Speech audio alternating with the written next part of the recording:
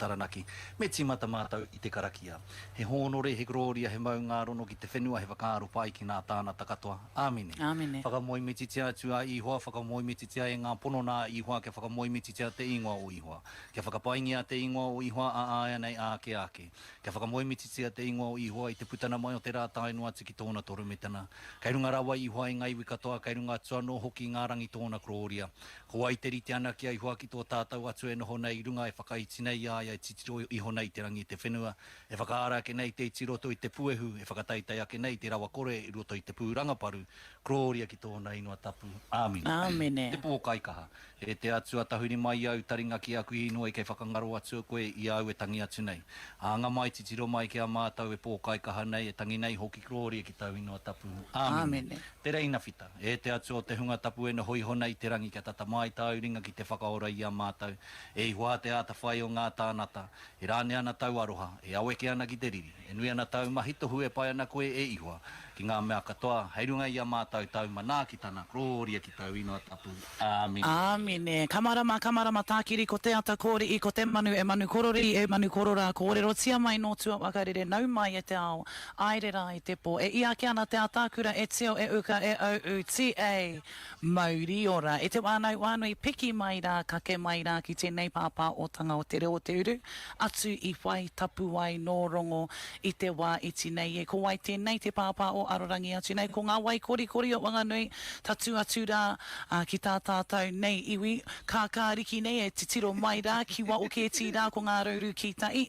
O tino tēnei pikanga o te Kāhui Maunga, te mihi atu ki koutou. Wai oki a tēnei kai taku taha, tēnā koe kai taku wanaunga. Tēnā koe, ko tāma te marima taku inua whānau, nau mai hoki mai ki tō tātou wāhi tapu oko nei, ko tā tātou nei, kai whakahare mo te rā ko ngā, te kapahaka o ngā purapura o te tai hau airu. Tēnei e mihi atu nei ki a koutou, ko whakaeke mai tawhiti, mai tata, ki runga o Waitara I tēnei rangi. Koutou ngā manuhiri I peka mai mōkau, I peka mai te wairoaiti, I peka mai taumarunui, nau mai, haere mai ki Taranaki. Tēnā koe o tino e te wānau e koutou ko ono mai, kuri te mārire nei te aʻuatanga ki tēnei o ngā iwi a tātou, e ki tēnei ko ngā wakareanga, te tatu mai nei, te wakarite nei a rātou anō ki Pōwhiri atu, ki tā tātou nei ro e ngā ko te Kāhui Maunga tēnei, te wakaeke ki runga I Wai Tapuwae no Rongo, a ko ake nei, ngari kia te tiro atu tātou ki te pai tapu I te wai tēnei. Tēnā koe, taku panaunga, tēnā, kōrero ia mai te aʻuatanga o te pairanga tira te tatu mai ki mua I a me te mana hoki o te pai, ko whakatau nei ki roto I tō tātou wāhi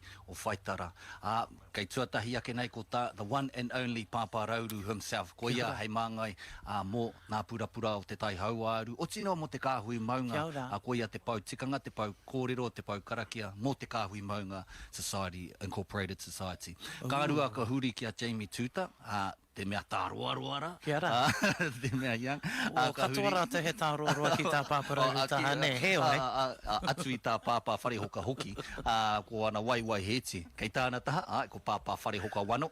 Ki tōna ake taha, ko pāpā te Poihi Kembo. Tētehi o nā kai pāpā ho oko nei I ngā wā o mua. Kei tāna taha, the one and only Matua Mitch Ritai, our newly minted ai te Aotearoa Pau just the other day. Welcome them on. Ki tāna taha Matua Damon Ritai, his brother, our Pau for Taranaki iwi. Nō reira tēnā koutou. Rawe, tēnā tāta. Kei tā rātou taha hoki te mea whakamutuna ko tonga karena. Ko tōna kapa, ko te maungaroa, e hia nei tau e ia, I kawe atu I tēnei kapa o tinua me tāna nei. Wāhi tapu ko parihaka papakainga. Kia ora. Ka hurita iawhue o ki ngā manu, kōrero ki ngā manu karanga iruna I tō tātou pai. Ko Puna, Wano, Bryant. Ai, tēnā koe ko Auntie Rutu. Ko Auntie Rutu, tētehi o ngā pauhoki. Auntie Ruta, aroha mai. Ko ahua blind the tamati tēnei wā. Sino blind nei. Ko Whai Tamsin hoki. Me ngā 220s. Me ngā 220s ko Bobby Lee, me Linda. And our final, Nani Pirihira, Rawthorne. Te tiro ate, me te atāhua hoki, me te mana nui o te rao ngā tūranga, engari ka tū mai au ki konei, ka te tiro atu rā ki tā tātou kāhui. Ko roa nei au e pāpāho ki runga I a tātou iarere, iwa te kaumātoru, tārima ki roto o taumaru nui, iwa te kaumāta I ki rua peu, ko tā irau te iarere ki wanganui, me koutou ko ono mai, ta oiti mai tata I runga I ngā taupanga, me te auatanga ki tā tātou nei pāpā o Mataora, e paku matatini te aere ake nei, ko te wairua nei, nā I runga I te reo Irirangi, ko matatini tonu te kawe I ngā kupu, I oi e mei kawatu ana ki tā tātou rātou nei wānau, o ngā pura o te tai au auri, o te ati awa nōrunga i te rangi wānui. Ko rātou tonu i kawe i te mauri o te auatanga wakarite i ngā mai Pōwhiri, mōrunga, i a te Kāhui Maunga i tī rātou, te matatini o te Kāhui Maunga, anā kei te eke tonu. Ko ngā ringa me ngā waiwai o tino ngā ringa wera anō oke. Ka mutu kia ta uri a te taiwa ki te pai mā ara, ki re aro i ora i te maau pangora. My cousin, ko Ngāti Maru tērā i piata mai, ko Ngāti Tama o Taranaki anō, o ki ngā ware wakaruru au, ka tātū mai, e te anō ra tēnā kōrero ia mai te auatanga ki tī rā pai. Ko te katoa te maunga e ki atu, kua whakaeke mai, kua hoki wairua mai. Kua hoki manene mai ki roto o Waitara. He rongo ana. He rongo a tērā, he kanohi ki tea, he hoki ngā mahara, ara ko tērā te pau o te maunga i ngā wā o ōna tau, ko koro Irirangi Wai Kerepuri. Tēnā tānata tohuna ake ki te tohu ki te krauna, me pēnei. Kia ora. Ara ko ia me tāna pētihana, i riro hia, kia tū ai ko te reo Māori, o tino a koe nei āhuatanga, ko whakaata Māori, ko reo Irirangi Māori. Ki te kore e ia e pētihana ki te kāwanatana, te rea pēa kāre nā reo Irirangi e hua. O tino a koe ia anō hoki tētehi o nā pau o te Korimako o Taranaki i himatatia e hia tau ki muri.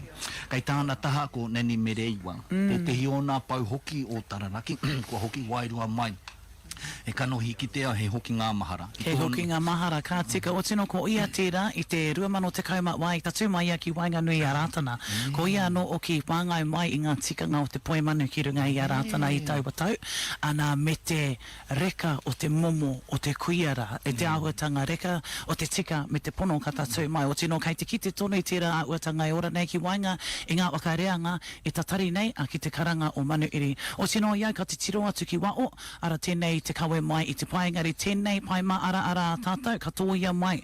Ko ngā mate tāruru o te Kāhui Maunga ki runga i a tātou nā reira kāta i te pai mā ara ko tērā. O tino ngā toki o te Kāhui Maunga, ka pōiritia i te Kāhui Tapuwae, i te Kāhui Wairua ki runga i a tātou te Kāhui Maunga i tēnei o ngā rangi. He te anora ka te tiro atu au ki wao, kei te ki te noau i te tumuaki o te āhi rātana, e tatari atu rā, kei te ki te ano oki au i tā tātou pāpa, Uncle Raymond Kaiki, kei te ki te oki i tā tātou tiamana, te auatanga kia Elijah Pue, me ana mai nui te wakariterite nei tēnei kātu ui, e ora pai nei te kotaitanga o te Kāhui Maunga. I raro tonu i ngā i o te manui te rā, e ata ngoki mai nei i ngā kapua. E te anō rā. Nō reira e tewi, ko te whakāhua ka kite atu e koutou nei ko tērā, ko te whakāhua o nā tamariki, ko Whai Melissa me ona mokopuna o nā tamariki, mai ngā kura katoa o Whai.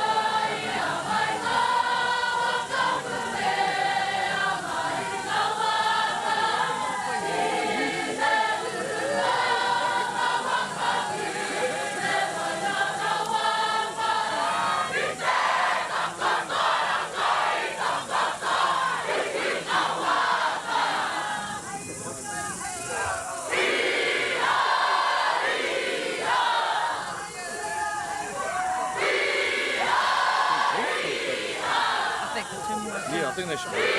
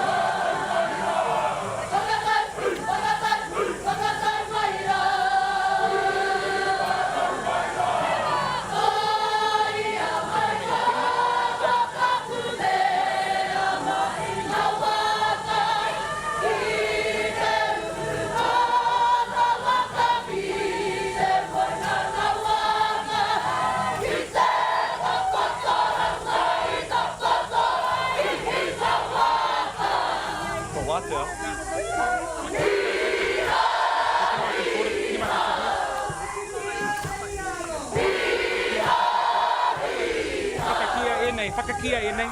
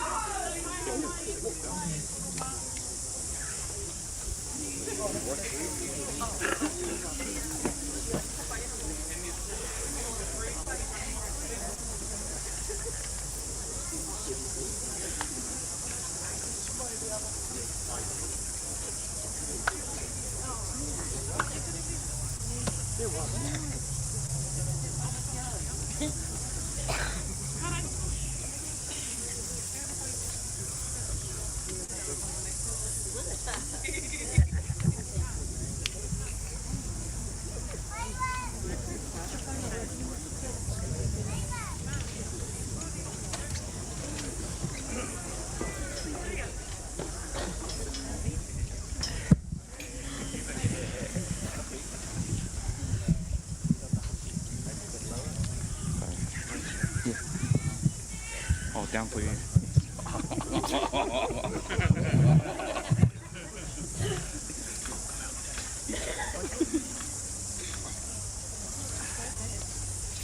Le hiki na tēnei ki runga rawa.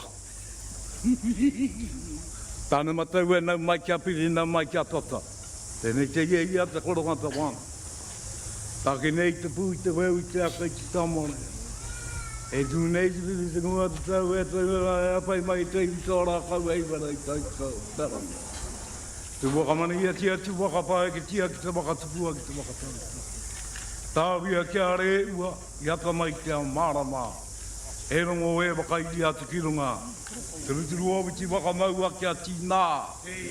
Aumi e ui e. Ki rukewu ai au ki lopa ki taketenge rawa.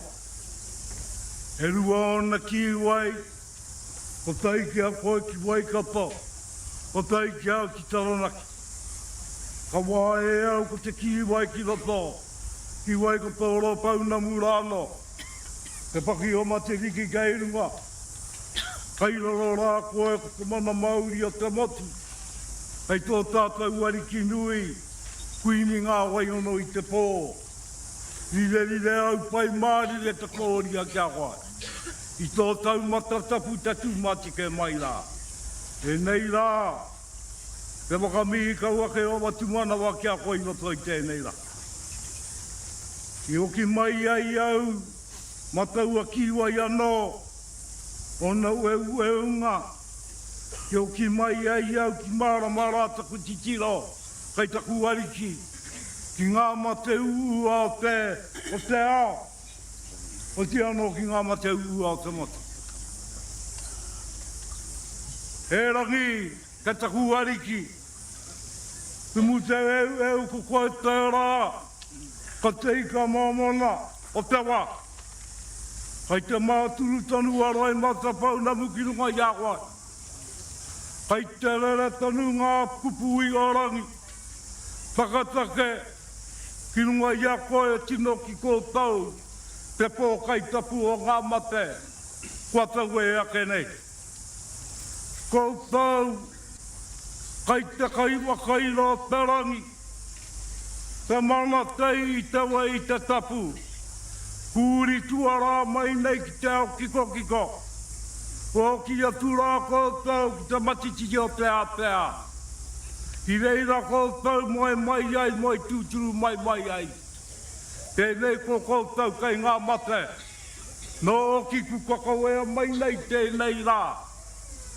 Hei ārā. Hei wakamanga ake.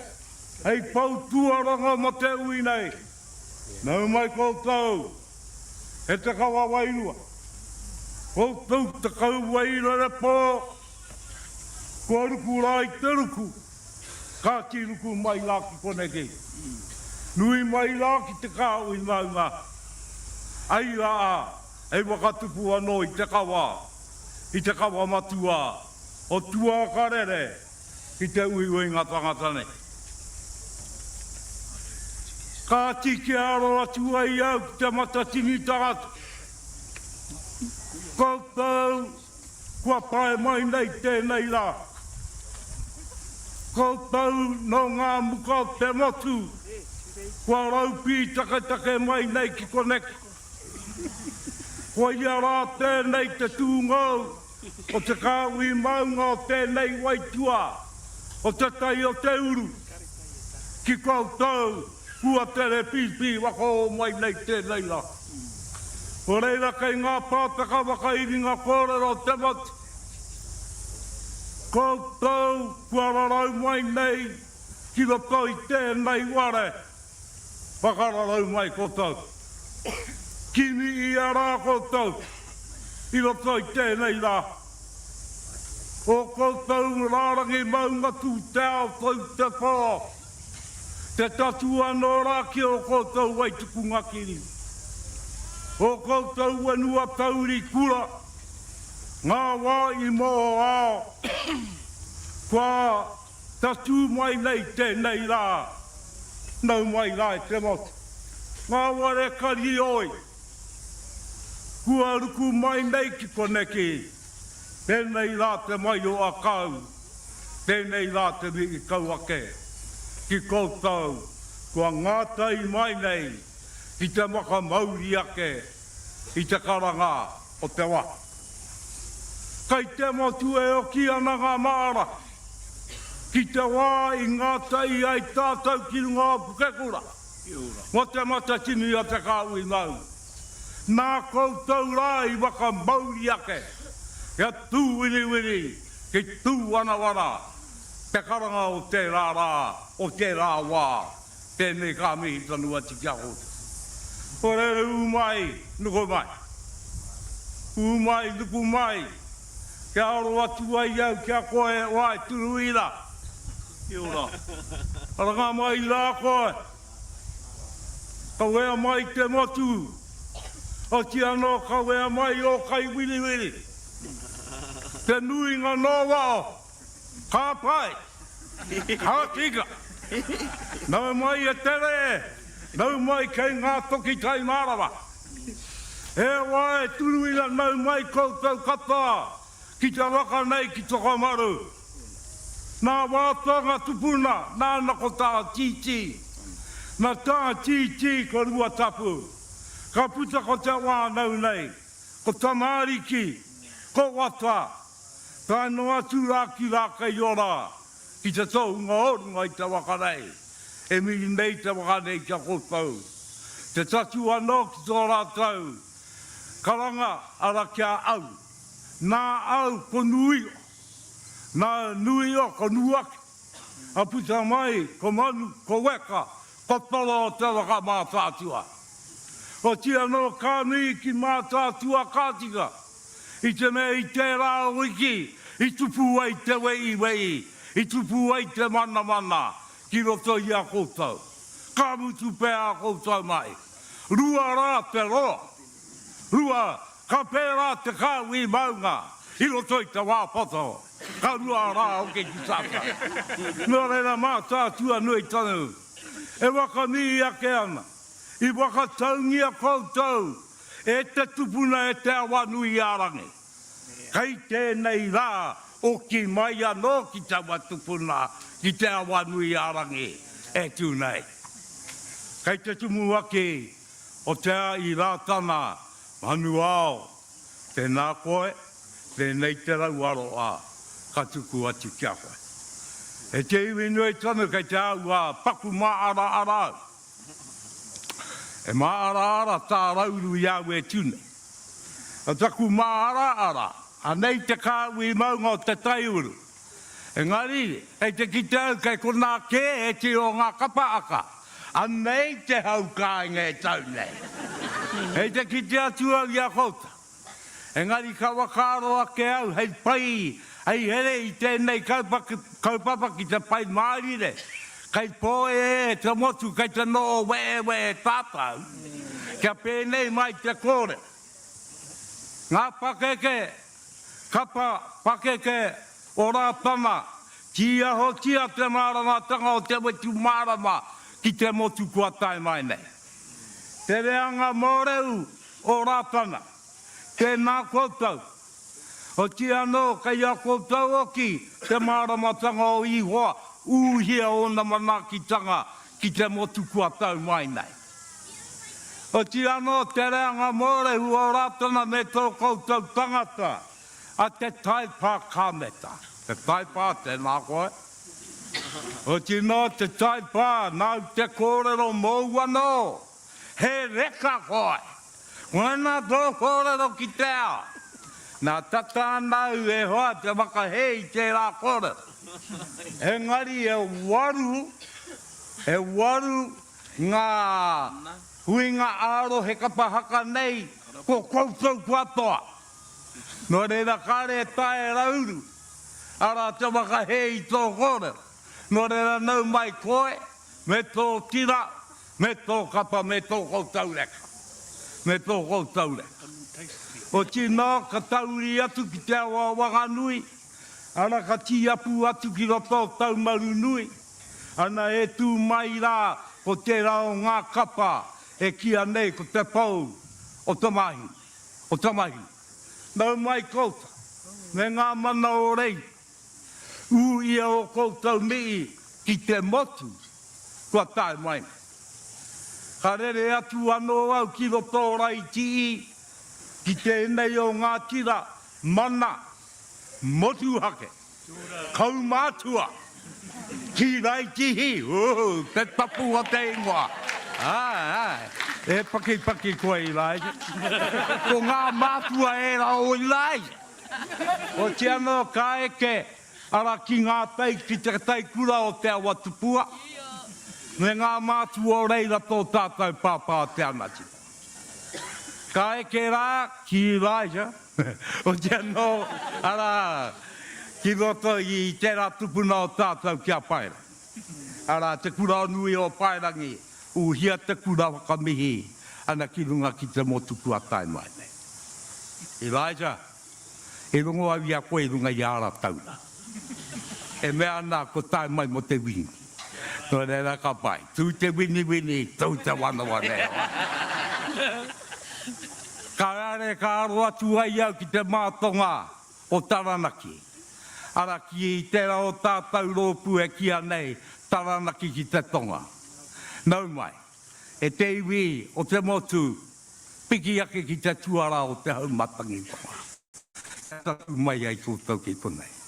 Ngā waihotanga, ako ngā waihotanga tērā kui mā koroma. Uhia e rā waihotanga, hei aha, hei pou, ara mō tō tātou, mō tātou rangatiro te motu, kua tau mai nei. Ngā ruahine rangi, me tō koutou kapa. O ti anō, manu rau, ko ia tērā, wāngai ki te au, nā ti toko wanu. Nā runga i tērā e ngā manu o tērā, waitua o tātou, ara hina mai o tātou manu iri, ki runga ki tēnei, taumata wenu e tau mai nei. Ka rere anō rā kia koe, wareuka. Ara e kia nei, ko tō rōpū, tō koutou rōpū ana ko tonga, na koe tonga. O ti anō koe ara tērā, ko te maungaroa. E wā, te maungaroa hoki. E mihi ake anu ku tatu mai, tērā tupuna o te wakakura haupō. Ana mā koutou anō e wakaara a pōpō. Mo te maungaroa, te nā koutou. Ka rere a manu tonu atu, ana ki te aiotanga o haukura. Ana te nā koutou, kei te ingoa te mana. Kia tau te aio ki runga i a tātai. Engari ka tū ki te papatū ngā waiwai, kukore e aio o roto. O te anō, tau mai koutou. Ka rere rā ki tūtū kāhika, ana kua tū mai ngā kāhika, i tēnei rā, e waka mana i tō tātou i ngā tahi. O tino ki mai rā ki tēnei rohe, ara ko ngā pura o te tai hauai. Tēnei, e waka mihi ake nei, ka tika, o te anō e waka raupi ake nei a tātou. No re koe ara tēnei, ko ngā kapa o te Kāhui Maunga. A koe e te hikai te rātaha, a koe e te hikai tēnei tā. Kari te tunu ki ngā maunga. Ara e te o tātou maunga kai kō. Engari ko te kaupapa o te kotahitanga, kai roto i te ngākau, ko te kaupapa o te kotahitanga, tēnei e wakahita nei ia tātou. E kuanga ngākau e te iwi, e kuanga ngākau. Kua tatu pai mai tātou, kia rongo rā tātou, i ngā tāunga tuku iho, i ngā tāunga o te nāia nei rangi, ana ki runga ki tō tātou papatū ngā waiwai. Ko te papatū ngā waiwai i tū, ki roto mā tātua tērā. No reira, e mihi ake ana ki a koutou kai ngā ringa i kauea mai, i te pōra, i te taonga nei, kia tū mai ai ki konei.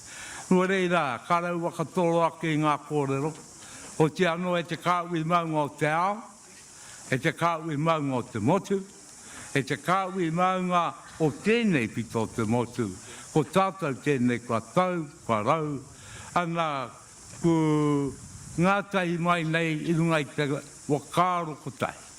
Nō re kāre wakatoro ake ngā kōrero i konei e tātou mā, ko te kaupapa nui, kai āpopo.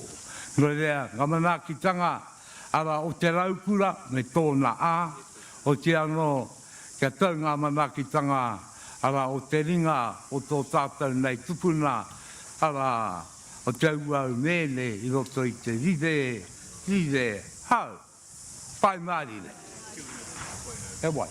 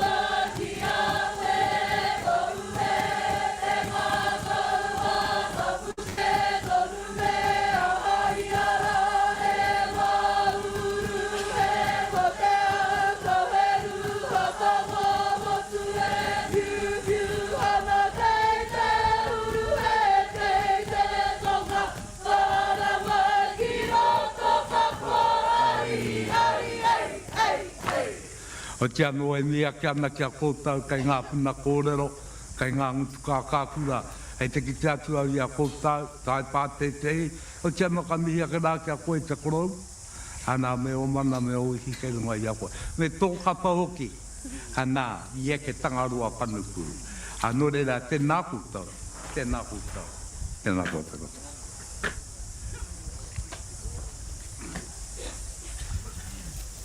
Ai hara te manu, ko taku poi te manu, he hara te manu, ko taku ringa te manu. He wano ki reira tititi mai ai, wano ki reira kete mai ai, he wano ki reira tūtū mai ai te manu a te pura tangata, i a tānei i a tahu, nau mai kia piri, nau mai kia tata. Ke hoki atu au ki te ia o te kōrero, ko tahu ārangi te waka Māui ariki. Ko te taumanu, ko te hiringa ārangi. Nānai huti ake te ika ko a te wenua. Hei wenua mō Wai, hei wenua mō te Kāhui Māui. Nā te Kāhui wakatere te waka ki te moana uriuri, ki te moana uraura, ki te moana tuatea. Ko Māui mua, nā te taurapa, ko Māui roto, nā te tauihu. Whākina mai rā te pōtiki i te awarua. Ka tiri ārangi tukutuku ki te moana. Ngā matau he tau te kakairunga he more kairaro. Ko te kōpai, ko te wakapiko, ko piki mai rā ue ana Māui pōtiki. Nānai huti ake te ika. Nā Māui roto, i kuti peka nānai wakaraua. Ka kūme ake, hana ko te Kāhui Maunga, hei horai te marino ki runga i te ika. Hana, rerei honei ngā wai no te pōuriuri, no te pōtangotango, no te pōikimi ia. Hana, ka tū mai, ko te Kāhui Maunga, ko ngā maunga kōrero te motu, nau mai, e rarau. E rarau ki te ika Māui e takoto nei tēnei wenua. Te wenua nei a Waitara. Te Waitara nui a ware matangi ki te kimi tōna matua ngarue. Hoi te anora i te iwi o te motu. Anā kai tuana nā ko te ware te ikaroa. Te wakatūngia mai mo te kaupapa o te wenua mo Waitara. Ko tōna kōrero, ko Waitara. Ko te rā tēnei mate ai, te wenua i mate ai, te tangata. Ka pēwea tātou e te iwi, kua uti a rereti anei, te wenua i raro i o tātou kumu. Ka toro nā ke tia ki runga ki te maunga teitei, au e pakia. Ko Waitara tēnei, ko manukuri i apu tēnei, ko te ati awa tēnei, kei pō e koutou ko Ngāti Tama, ko Ngāti Maru, ko ura nui tēnei. Koe anō haramai rā koutou e rarau ki runga ki tēnei wenua manukuri. Tōna tangata ko urumu kingi te rangi tāke. I tohe mo te wenua, i tohe mo tēnei mea te mana Māori motu ake.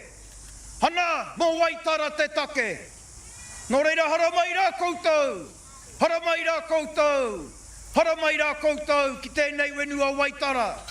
Hana me tōna tini tangata e rarau nei. Nō reira nau mai rā koutou. Hana ko te pau o manu kori.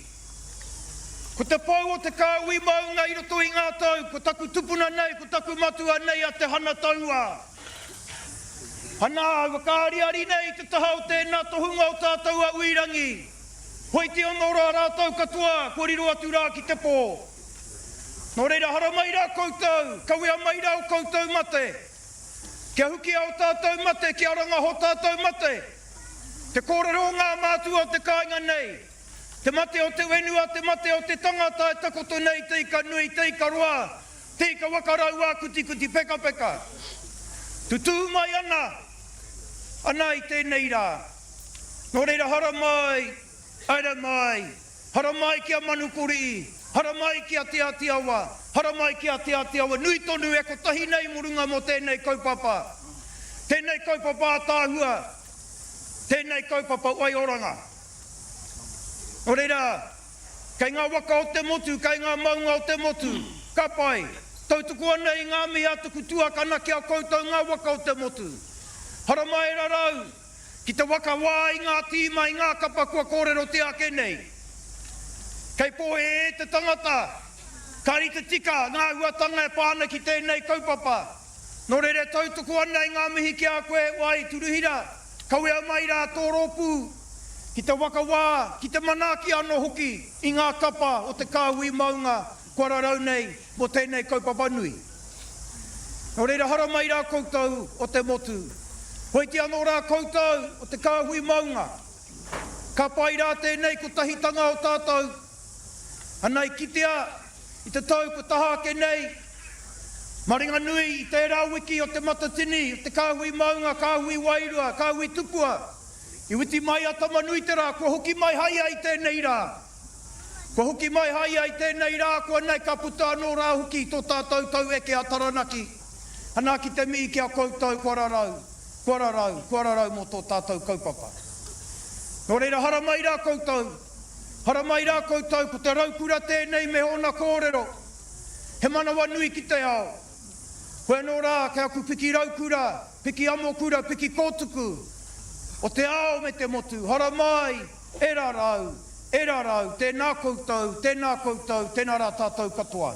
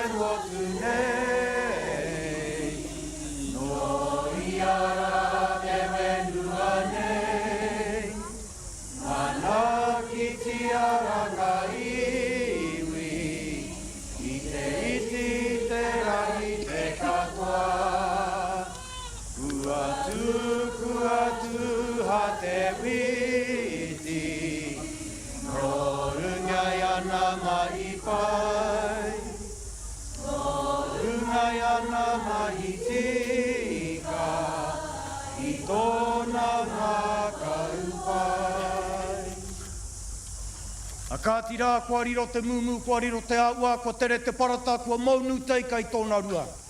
Wā te ana te tūranga kaua o re ua ki a rātou, kua riro ki te pō. Hoi te anō rā tātou ngā kanuhi aurau rātou mā. Tēnā koutou, tēnā rā tātou katoa.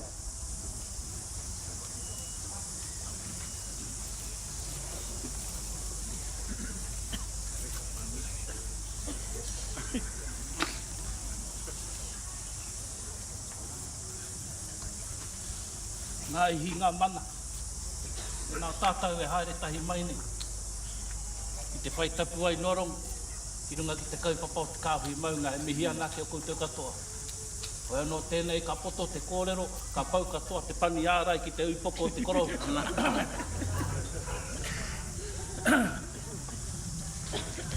Kia whai koroli ahono le haleluia, kia i hoa o ngā mana. Tua uri whai o ki tonu te rangi me te whenua i te nui o tona kororia tanga. Matua tama wairua tapu ana hera pono. Ko te māngai hei tautoko aia nei, ake nei, ai. Te Kāhui Maunga, he Kāhui tupua, he Kāhui wairua kai te Kāhui wairu. Nei rā tō ia mai nei ngā matahirunga ia mātou te pāo ngāriki. No te rārua o tēnei wiki, tuko nā te tō mātou tama.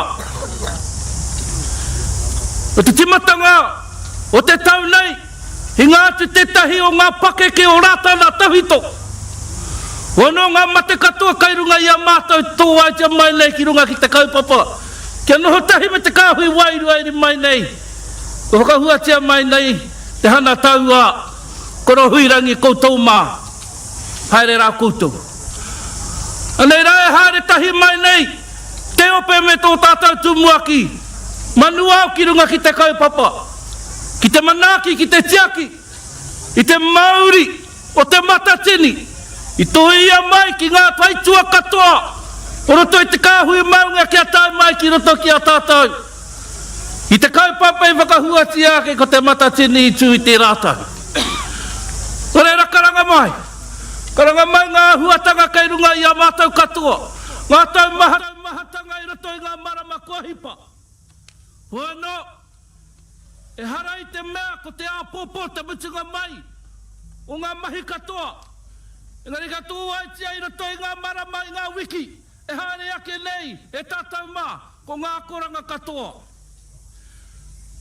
Reira, rāuru. Tēnā koe i o whakahua mai, e ngā kapahaka te kau mā toru. Me te hoki mahara, kia ruka i nā, e te matatini, rima te kau mā toru ngā kapa i whakarārangi ti eiho. Tā reira he reka kōrua.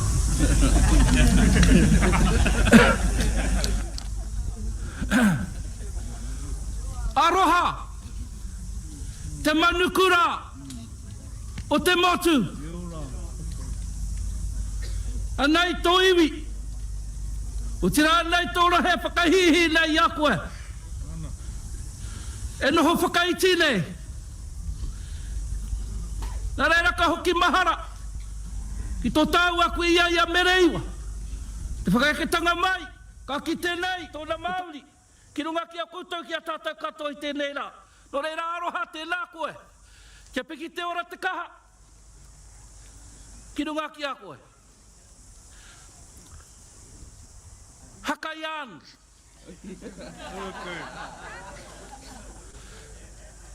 Kei runga te kōrero. Kereama. Nau te kōrero. No Taranaki tonua hau. A tēnā hoki mai. Ko ti koe te wini, te matatini i roto ngāti whakaue. Nā reira hoki mai haria mai tēnei wini ki tō rahi. O ngā ruahine, nā wano iki ai nā pō. Hoi anō hai kōrero tanga mā koutou i runga i tō koutou live. Engari kai runga te kōrero e hoa mā. Kau e waiho mā tētahi anō tātou e whakatau he ate aha. Haere mai kia pau te kaha ki roto ki ngā mahi katoa. Ko tinei a koutou ngā kapa. I roto i ngā marama. Te mutunga iho, ka tū tonu a te Kāhui Maunga. I nā, he Kāhui tupua, he Kāhui wairua tēnei. O e ranga mana, ngā ihi, ngā wehi kai roto i te Kāhui Maunga. Tēnā koutou, tēnā tātou.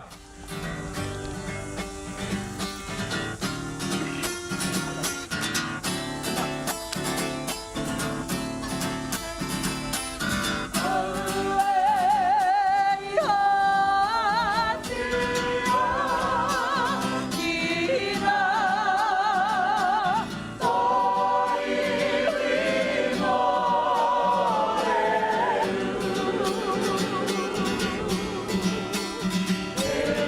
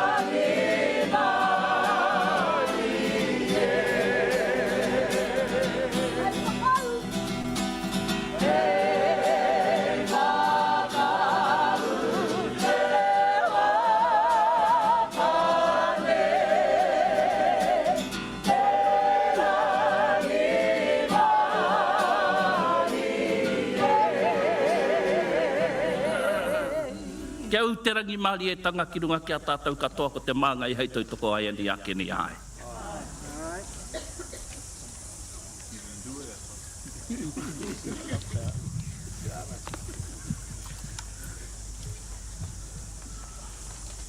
Tau ake au I te tau nei, korua tipua, korua tahita, ngarua I runga, ngarua I raro, ngaru I te huatane. Te huatane, ko taku waka tapu, ko tā ki timu. Here mai te maramara, I te ti, te tā, I te wi, te wā. I te rākau tau matua e, ki runga o te Kāhui Maunga. E takuranga tira Jamie. Kai te ki te ake au I ngā ingoa e rapana I runga I ngā wharau. E rongo ana au I ngā kōrero. Nā reira kia pēnei rāhau. E kore rāhau e māia ki te āta whakahuahua ake I ngā ingoa. O ngā iwi katoa pēnei me takuranga tira me rauru. Engari kia pēnei noi ho te kupu. E ngā mana o runga I te whenua. E ngā mana o runga I te rangi. Te Kāhui Maunga, te Kāhui Tipua, te Kāhui Wairua. Whakatauria mai rā ngā hinga wehi ngā tapu ngā mana. O runga I te Kāhui tangata, te Kāhui mātāwaka, te Kāhui manuhiri tēnei, te whakaeke nei ki runga ki a koutou. Hai aku ihi, aku wehi, aku waka tika tike, ia hau ki runga rawa. Karanga mai, mihi mai, whakatau mai rā, e rarau nei, kua rarau mai nei. E te pau whakawairua I tā tātou hui. E te rangatira mākaha nui, e te pāparau. Te kaihika I tā tātou wahi wairua. Kia mahana I tā tātou noho I tāna pūa hurutanga. Anei e pakapaka nei, e waimaria nei te pani āraira. Nā hau I mahana I te noho, I mahana I hoki te ngākau, I ngā taki tēnei o ngāta.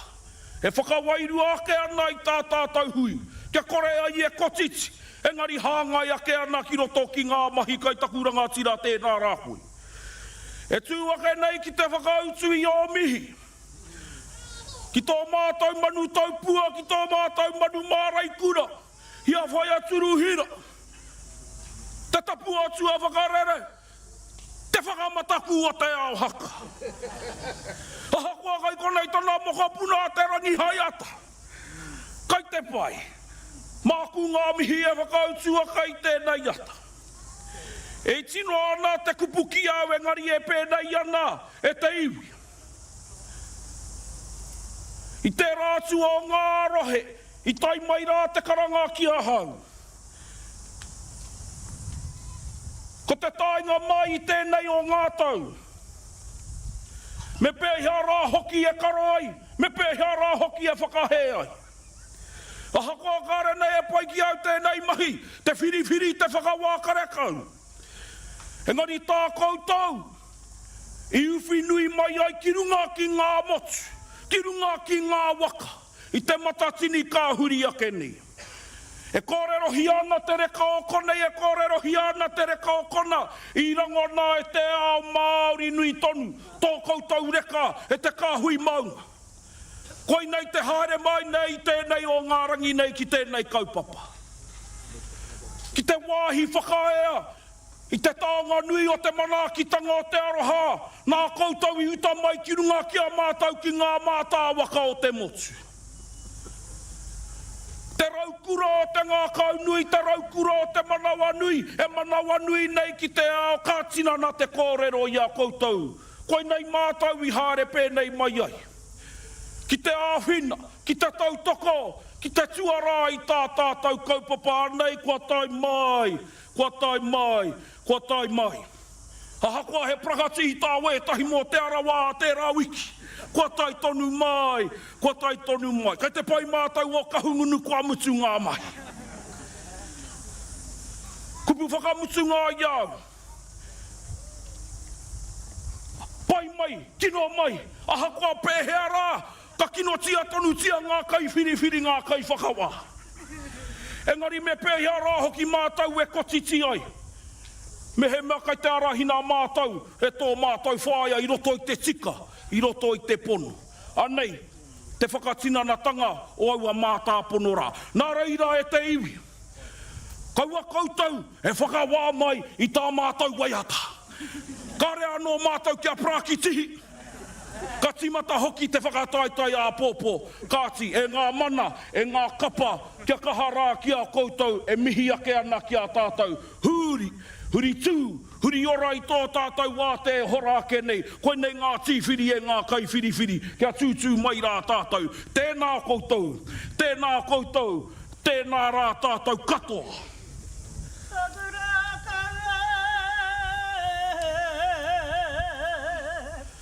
Arawa ki te whare, Tangaroa takai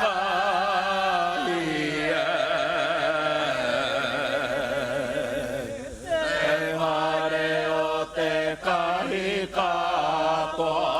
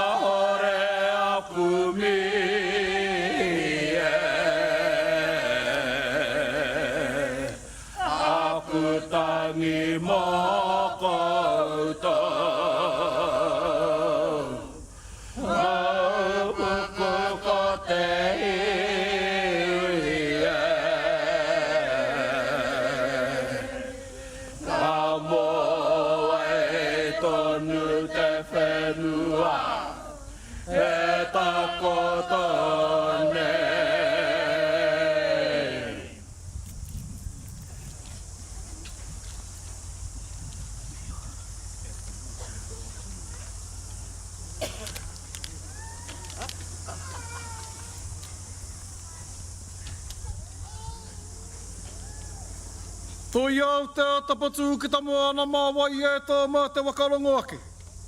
Wakarongo ake ana au e tā rā wai nuku he tā rā wairangi. Numia taina nau mai rā e tāne ka kautau i tāu roa piko iwiti. Kia mā taki na tāu e te tini e te mano.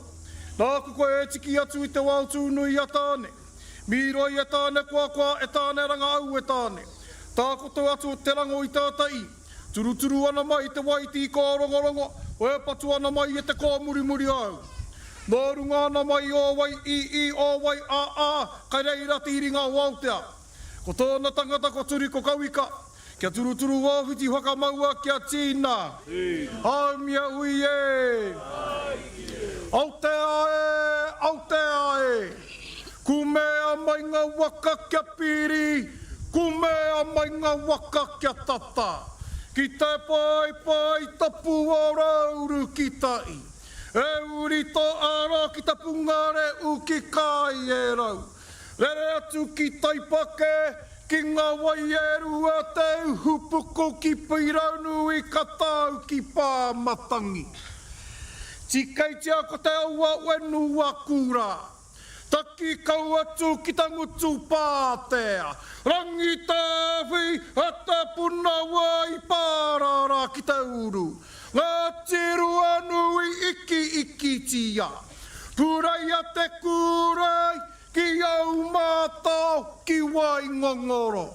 Tia uti a te oe, koutu ki tarangi ki tānga oe. Ko te pakako i tēnei, irirangi o tākau. E tūta i tonu nei tātou, e te rautau, au e taukuri e.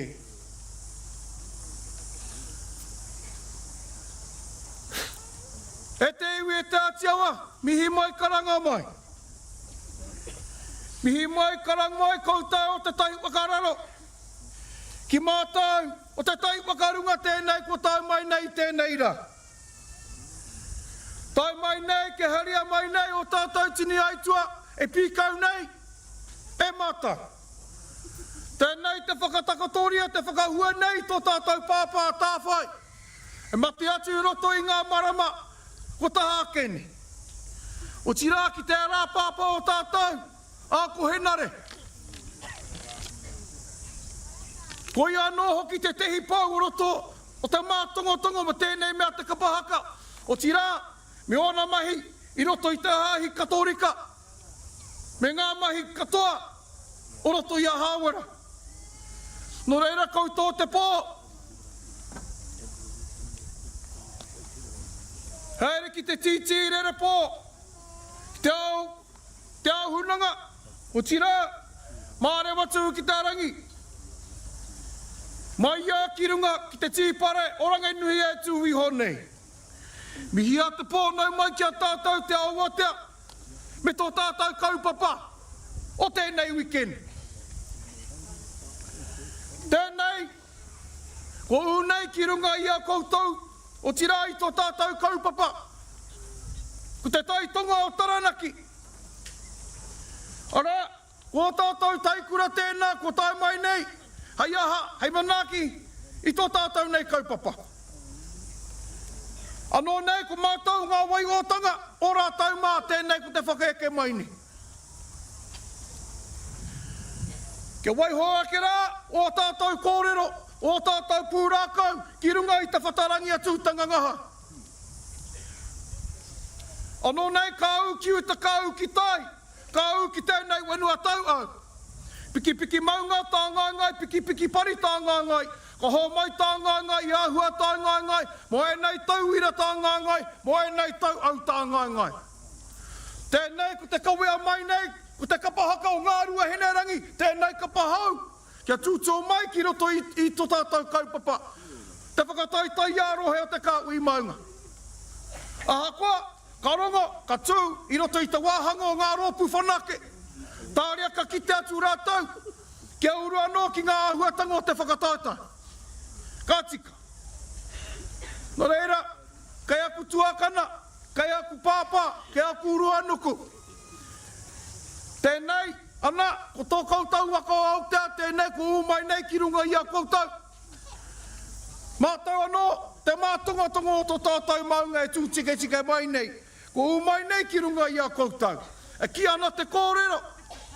He iti te rahi o tō pāpā, me whakapoto tō kōrero.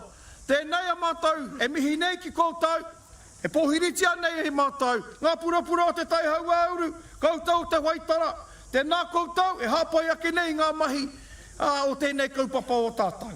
Akāti, ko Aotea te waka, ko turi te tangata o runga, ko rongo te ariki te pairu. Ko au ki te rangi te ke te roki. Anei ko ngā kākano i rurui mai rangi Aotea. Ko ona kōrero e huna nei. Wākina.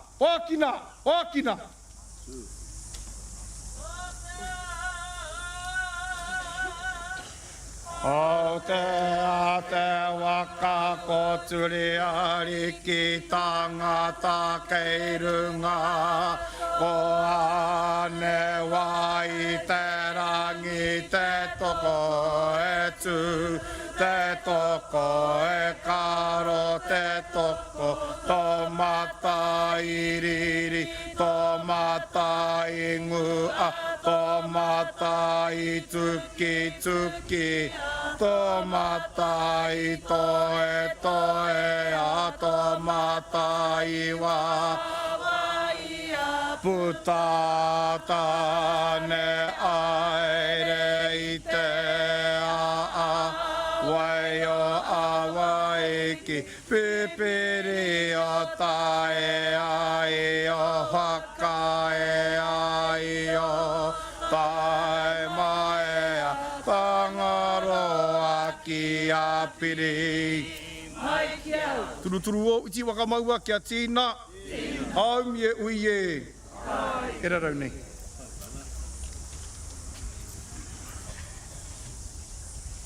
E re kawana mai te Kāhui Maunga, ki Tongoro, Ko au te awa ko au tēnā tātou. Ki te whenua o te wai marino, ka karanga te kia koutou no te karanga o tēnei kapahaka kei konei mātou.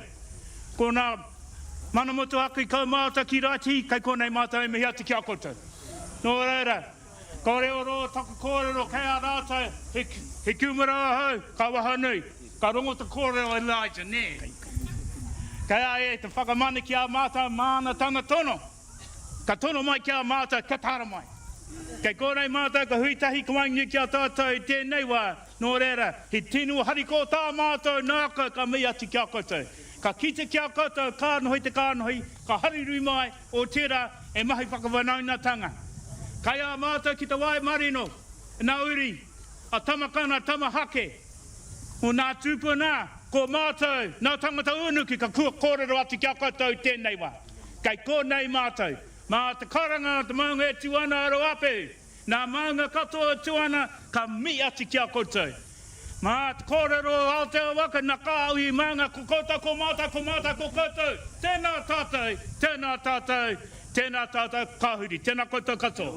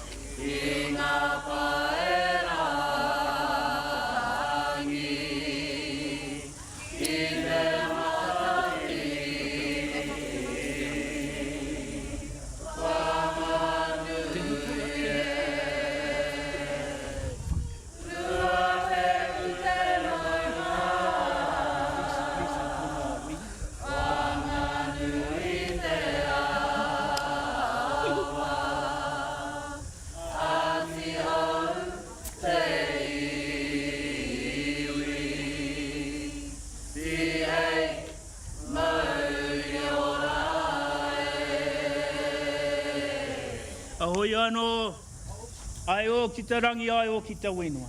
Kei a koutou e noho ki te pō, ki te korawaita wairua ki runga ki a tātou. Kei a rātou i manaki mai ki a mātou, o rātou moi a, kei konei mātou e uitai mai, ko rātou haere, haere, haere atu. Huri no ki a tātou tuana ki te matua te whenua, nō reira huri no, tēnā koutou, tēnā tātou.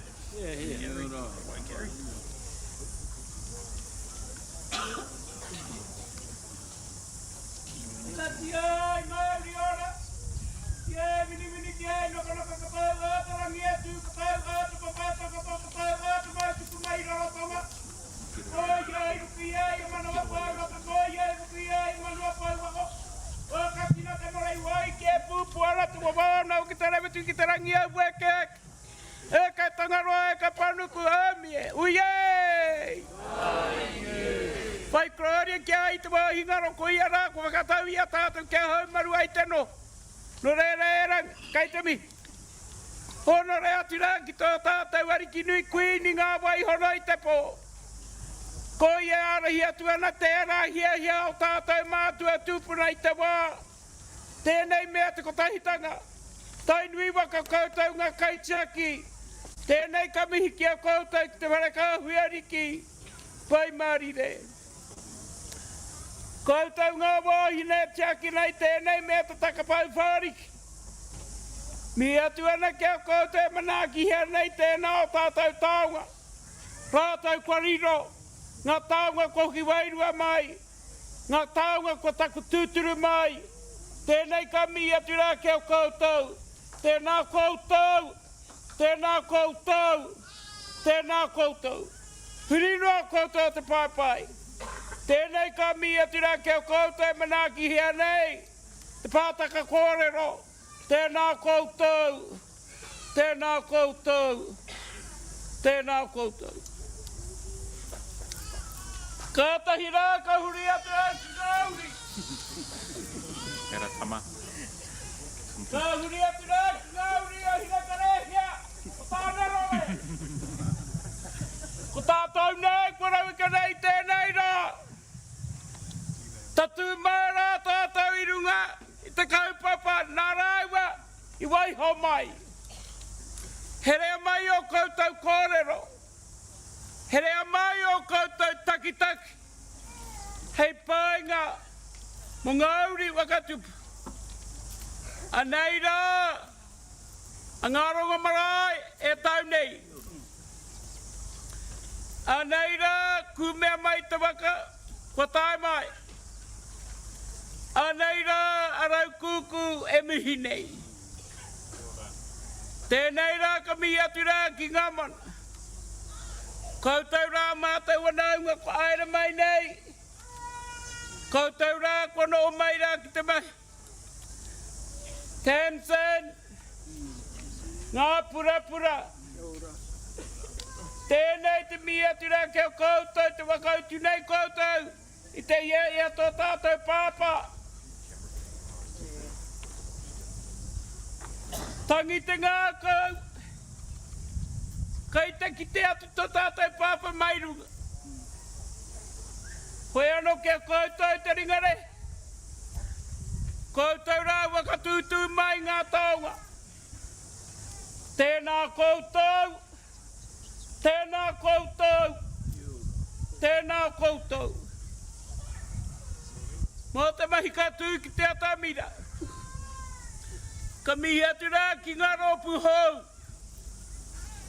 Kua mai ki roto ki tēnei taonga tēnā koutou. Here mai o koutou mana kātika. Kia ko tahi tātou. Koe anō kia koutou a tātou kuia. A tātou kaumātua. Ko roa nei koutou i ei nei mahi. E poi haere ana. Tēnei kaupapa. Tēnā koutou. Tēnā koutou. Tēnā koutou. Ka tahi kahuri atu. Kio koutou ngā kaiwhiriwhiri. Tēnā koutou e whakai man koutou i tēnei tūrang. Mihi atu ana kio koutou. Ki hau maruai tā koutou noho te hoki tanga akira ki o koutou kāinga. Nureira kāre he nui. Engari he hohon. Nā te mea. Tēnei te wātua tahi aere mai nei. Ke kau e whakamutua. Tātou, tēnā koutou, i whakai, kia tau mai konei. Waitara, maranga mai, e koro, o wai, tū mai. A kua kai konei, kei te rere tonu te wairua ki a koutou. No reira, teiti, tera, koutou kua tai mai, tēnā koutou. Tēnā koutou hūri noa. Tēnā tātou katoa.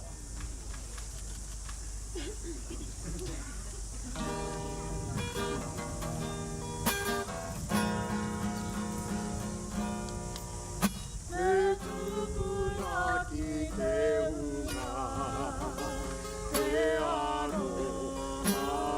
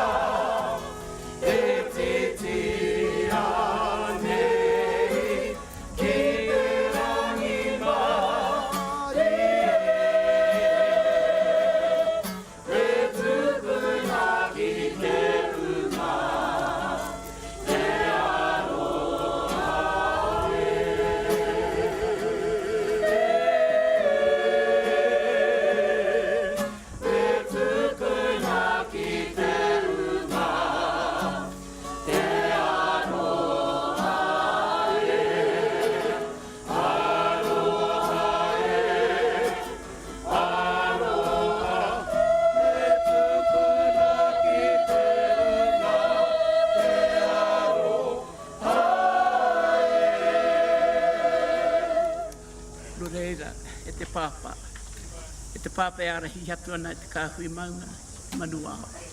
Tēnei ka mihi atu rā ki a koe. Ko koe te tuara, tēnā koe, tēnā koe. Tēnā tātou kei konei.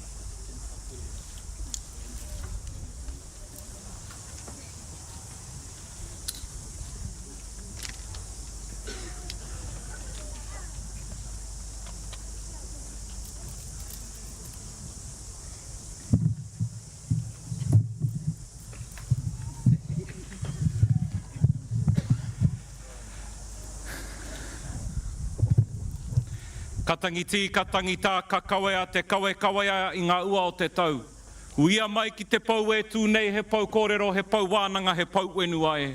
Re waina mai e te kārewa, re wa tauta i taurua, tau ki te papa e takoto ake nei. Kei ngā iwi maha, o Taranaki Maunga, te tū mai nei, mihi mai, karanga mai. Ki te motu, ko ta tū mai ai ki runga ki a koutou i tēnei rā.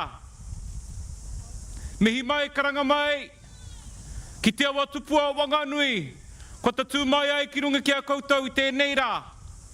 Mihi mai, karanga mai, ki ngā kapa e wakakanu i mai ake ana, i tō tātou tupuna maunga matua te mana. E hono mai ake ana ki a koutou, matua te tapu. Anei, ko ngā manga iti, ko ngā manga nui, e hono kauana. Kia koutou ake, kei ngā rau awawa, kei ngā rau maunga, o tēnei o ngā rohe. Anei, ko te kuranui o Pairangi, ko mana motu hake ki raitihi e ngonguru nei. Ko te pau o Tamahina, e whakakanuhi mai ake ana, ia Ngāti Hāua, ia Ngāti Maniapoto, ia Ngāti Tūware toa, o taumaru nui ake, he mihi ana ki a koutou, ki a tātou. Ka mutu, ki te taikura o te awa tupua, tō tātou waene, tō tātou kuia, a kura, e arahi ake ana, i tēnā o ngā kapa, anei, ko te awa tupua Wanganui, e tere mai nei, e tere mai nā, nā rungi te aroha mo tō tātou kaupapa. Nō reira karanga mai mihi mai rā. Karanga rā te kaupapa. Ngā Whakataetae a Rohe o Te Kāhui Maunga. Ka tū ki roto. Ia hauake. O Ngāti Maru. O Ngāti Tama o Ure Nui. Manu Kōrii. Tēnei e tūhake nei heoi. Koera te tohu o te kotahitanga o Te Kāhui Maunga i tēnei rā. Nō reira mihi mai karanga mai kia koutou ake, e tūake ana ki konei, tēnā koutou kei te whānau. Ki te whai au i te ia o ngā kōrero e whakatakotoria, ki te pāpai, ko te kotahitanga, ko te matatini o Te Kāhui Maunga, ko ngā rōpū whanake, ko ngā tamariki mokopuna o konei ake. Koera katoa, ngā tohu, e ora ai, ngā mahi kapahaka, e ora ai tō tātou reo, e ora ai o tātou tikanga, āhare ake nei, hei aha, hei oranga tinana, hei oranga wairua, hei oranga moe nei tamariki mokopuna te noho mai nei. Nō reira tēnā rā koutou, tātou, e whakatinana ana, i e rā tikanga tuku iho. Kia rongo ake rā, ngā reanga whakatupu, i ngā kōrero, i ngā wānanga, i te reka. Hainga ko te tangata, i te reka o ngā kōrero, ka horahia, ki te papatu ngā waiwai, he ngaungau mā te pīnati, he ngaungau mā te wairua ano hoki. Nō reira tēnā rā koutou, nā runga katoa, i te whakawhanaketanga, o e nei tikanga tuku iho o rātou mā, e ora ai tātou āhare ake nei. Ki te whai au i ngā kōrero o tēnei taha, te ki ake haka yarns. I pātai mai rātou ki au i nanahira. Ko wai katoa. Kāre au I te paku mohi o ko wai katoa. Kei kia te tangata ko te kaupapa te toa. Engari kaore e kore, I rongo ake rā koutou I aku kōrero ki runga ki tēnā hōtaka nei, me te ki ake ko te toa te mea nui. Ki te ki tātou tētahi atu, ko te kaupapa te mea nui. Kei te tika rānei tātou, no reira nau mai te whakataetae. Nau mai te whakataetae a Rohe o Te Kāhui Maunga. Kei roto pū I te ingoa o te kaupapa whakataetae. No reira nau mai te whakataetae tēnā rā koutou. Ka hoki rā anō au ki tētahi o ngā pātai I runga I a te karere I nanahi. Me te ki ake, he aha ngā mea, ka hia tia te rongo ake ki runga ki te papatū ngā waiwai. He tau pōti te tau? Ne, he tau pōti te tau e hoama. No reira kaore e kore, ka rongo ake I ena tūngā kōrero, puta noa I te motu e pāna ki ngā rōpū tōranga pū, ngā tangata tōranga pū, āwai ake. Ki kaha rā tātou, ki te ruku hohonu ki ēnā tū kōrero. Heoi, ko taku waka tūpatotanga ki tēnā. Ki te aro noa tātou, ki te whare pāre mata, ki ngā take tōranga pū, ngā tikanga Pākehā, hei aha mā ngā tikanga Māori. No reira, ko tāku ki a tātou, me whakapono tātou I a tātou anō, ki a tātou anō. A tātou tikanga, tō tātou reo, a tātou tamariki mokopuna. Ka hoki rā anō au ki ngā kupu kōrero o te māramatanga o te māra e kura, anei tata e. Anei ko ngā whakautu katoa kei te kapu o tō ringa. Nurera kapohia, whakapono tātou ki a tātou anō, e ora ai tātou a haere ake ne. Kei ki a tātou he sermon tēnei a Elijah, no reira kaore e kore ka rongo koutou I taku reo mo te roanga o tēnei mutunga wiki, no reira waihoki konei. E mihi ake ana ki a tātou katoa, e whakakanohi ake ana I te Kāhui Maunga, ka mutu ki a koutou ngā manuhiri, ko tatu mai ai ki te whakamana I tō tātou kaupapa, ko te reo rāhiri, ko te reo maioha tēnei o te Kāhui Maunga ki a koutou, kei taku kuia tēnā koe, tai atu rā ki a tātou, e pai nei, tēnā koutou, kei aku rangatira, tēnā rā koutou katoa.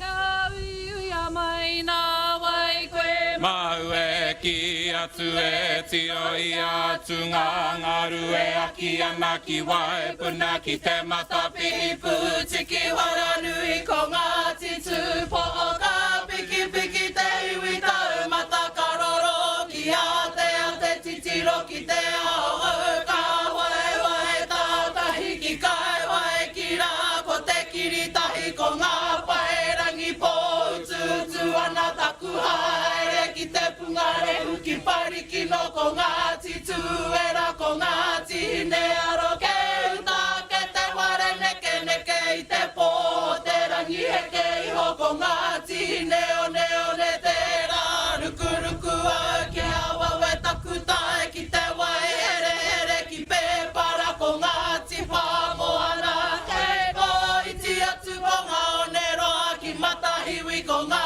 pautamo au e ka atu ai au I ngā tūranga riri ki rāna na ki runga o mautoa ko te rohe tēnā o ngā tiru a kāka aere au I te arapati arero e tū mai rau pongo tau aki ko te ware wānanga o ngā tihau e tere I aki pāra weka ko ngā tikura wati aki pipiri ki kākau ngā ripo kia tau ngā wae ki te rohe o rangi tau tahi ko ngā tiruru ki pari nui te rā ka mahu e o ngā nui kia rere tonu I aki te puru ki tūhua ko ngā tihaua ko te rohe o ine ngā kau ai au manga nui o te ao kia tau au ki runga o rua pehu ki ngā turi o muri motu ko te ahi ka o Wairangi te ware toka I puta mai ai rangi tui a rangi te auri a me ue nuku mana wawiri e tū mai rā tiro rangi ngā mō ka e te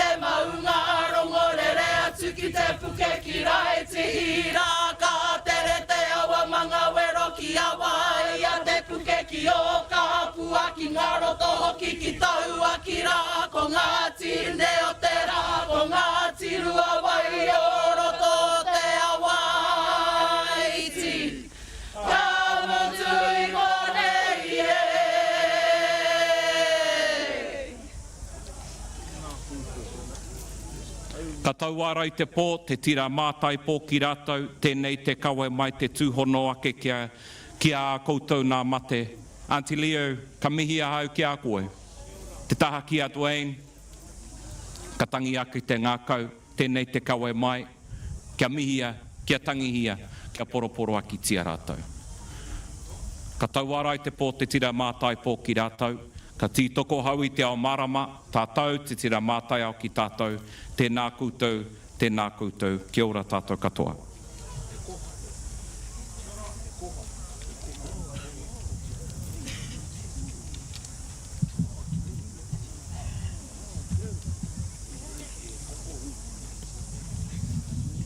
Tēnā koutou, tēnā tātou, e kōrau tēnā koe, tū koe hei māngai mo ngā kai wakawā. Koutou ngā kai wakawā kua hunuku mai ki runga i te Whakataetae o Te Kāhui Maunga, no iwi ke, wakatau mai rā. O koutou pukenga, noho tahi me ngā kai wakawā o te kāinga. Kia kite atu te ahuatanga o te tū o ngā kapa ki roto i a mātau o Te Kāhui Maunga. Te rere o te mita o te kāinga. Tēnei rā ka mihi. Kua reka ngā mihi o ngā kapa ki a koutou i tēnei rā. Engari, ko ai ka hua, ko ai ka toa popo ka hanga rere ke pea ngā mihi ki koutou. Engari e mihi ana. Whai wāhi, kia hunuku mai ki roto i a matau. E hani tēnā koe, te kite atu i a koe. I runga i te mea. Nā ko tukuna ke te mauri o te matatini ki koutou. I runga i te koronai hana tō tātou ari ki nā wai hono i te pō. O rira, ana kai konei matau e tautoko ake. Me pehea nei, engari, ko makere ngā auatanga o te matatini o Te Kāhui Maunga.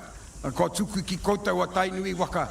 Tō tātou ari ki nui ngā wai hono i te pō. Koutou e kawe nei, anei ko te kupu tautoko ki koutou i tēnei rangi tonu.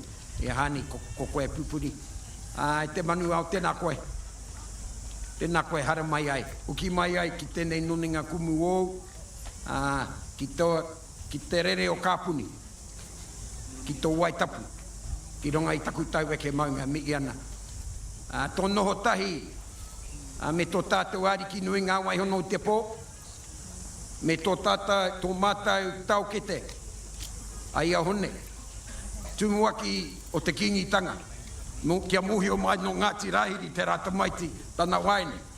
No reira, koutou e noho toko toru tapu nei i ngā kaupapa nui, waka kānuhi mai i ngā kaupapa, ngā kānuhi, ngā iwi o te motu, tēnei au ka mihi.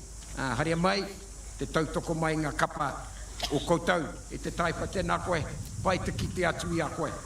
Nā ko ki ngā maharatanga, ki te Pōwhiri, te rātau kōrua, ko taku manukura, i aroha, koutou ko te koro eke nei me ana kupu. Nā koe rea te mohi o tia nei, ko pā te mauiwi, tēnei te reo aroha ki a koe, piki te ora ki a koe, e te taipa. Are mai ki rotu i ngā ringa o ngā kapa o Te Kāhui Maunga. No rira, tēnā koutou, tūranga pito, te kite atu i a koe, tēnā koe, te pāpā, te koro eke, kua roa te wā. Elijah, tēnā koe. Kare mohi o ko te hea pāti koe tautoko ake i tēnei tau mena ka kōrero hia mo ngā whiringa pōti. Engari ka tika me mihi a koutou, ko ngā māngai o ngā kapa. Koutou e hui mai nei ngā wakarite ai. Ko taku kapa tēnei ngā purapura o te tai hau auru. E tui ngā wakarite ngā kirunga i a rātau. Anei tēnei koro eke, ko te maunga roa, mai wakatonga, mātau ka puna. E tū nei, ngari kia mōhiu mai ka toko maru waka tēnei. Anei a kura haupu waka. Ko te maunga roa, te tangata, ko te maunga roa te kapa. Me tō mātau hono, nā te maunga roa ka puta ngārue. Ka moi e ruta kākara, ka puta rā ko ware mātangi. Nā ware mātangi ko tairi. Ana ko mātau tēnei e wakatau nei ngā kapa. Puta noa, ngā kapa o uta, ki Te Kāhui Maunga.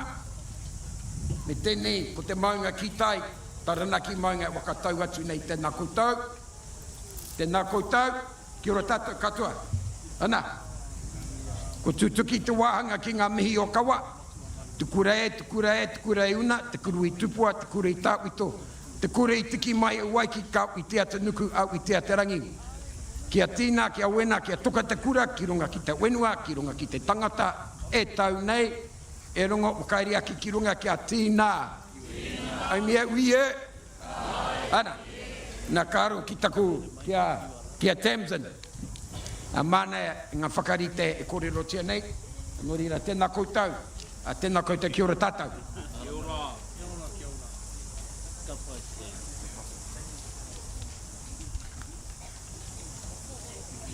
Aia. Tēnā koe paps. No te anora tēnā tātou e rarau nei. Ko tāku e tautoko I tā pai, I tā oku mātua, tuku karangarua, Jamie, tuku pāpā rauru, tuku pāpā oare oka ki koutou e te wānau. Haere mai, nau mai, piki mai. Ka tika kia mihi kia ki koutou katoa koa tai tau I ti mai.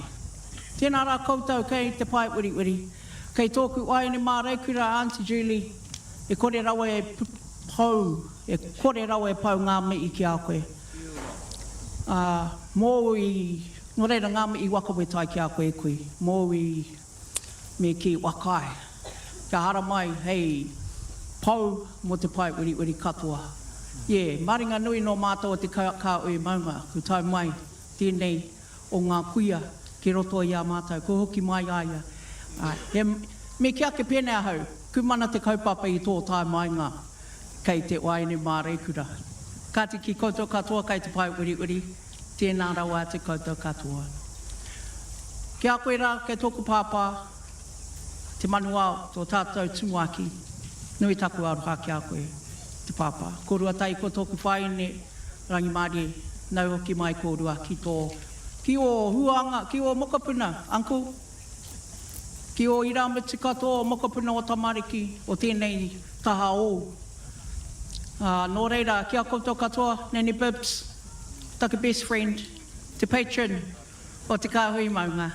Korua tai ko tō mahanga Nene Bibbs, koutou katoa kei ngā kuia o Pātia Māori Club. Mai kore ko koutou, ka kore hoki ko mātou. Ngā pākie, Uncle Sandy, ku mana te kaupapa I tō tai mai ngā no hoki. Kei te koro eke, kei te koro eke rangatira o tō tātou maunga. Tēnā koe, uncle. Korua tai ko Uncle Tupito. Ngā uncles, aunties, pāke, kuia mā, koro eke mā. Tēnā rā koutou katoa. Kei tōku tūngāne types, kore rawe pau ngā mei kia koe, my brother. Mō I wakatō ko te wawata, te iko, te ngā kaunui ki tō tātou auhaka. Tēnā rawa atu koe, my brother. Mō e manaki nei a mātou, katoa te kapa o ngā purapura, tēnā koe, I roto I ngā tau. Te kōrau hara mai tūngāne, nau hoki mai ki te maunga kia koro Taranaki. I could honestly go through this whole line and mihi to all of you for the beautiful bonds and love that I feel for each of you. I really could. And that's how happy I am to see you all. On behalf of Ngā Purapura o Te Tai Auauru, it is our absolute honour and privilege to host for the very first time in 24 years of me begging for the kaupapa to come to Waitara. And it really does give rise to the words mana motu hake ki te kāinga. Mana motu hake ki te kāinga looks like this. I want our babies to remember mana motu hake ki te kāinga looks like this. When they tell you in Waitara, where are you going to hold such an auspicious event in Waitara? You say, on our land in Waitara. And this is the wakatinanatanga of that. Mana motu hake ki te kāinga, mata tū, mata ora, mata tini ki te ao. It's not really about us wanting to have, accolades and whatnot. It's about showing our next generation that anything is possible.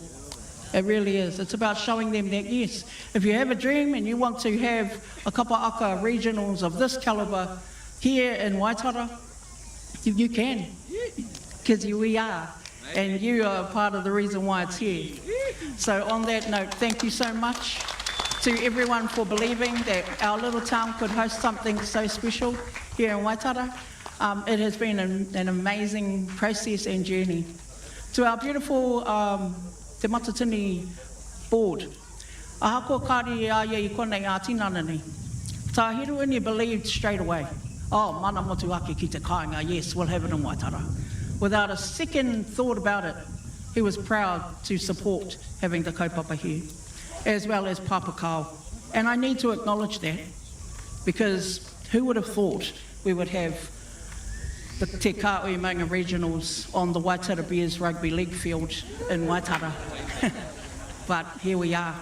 And it's such an honour, and I hope that all of our kapa can see what could happen in your rohe, what could happen on your whenua. When it came about that it was Ngā Purapura, our turn to host, everyone said, oh cool, we'll have it at the TSB Stadium in Ngā Motu, it's already set up, ready to go, it's a stadium, he stadium to stadium. Firstly, our group is based in Waitara. Secondly, I don't want to go to a stadium.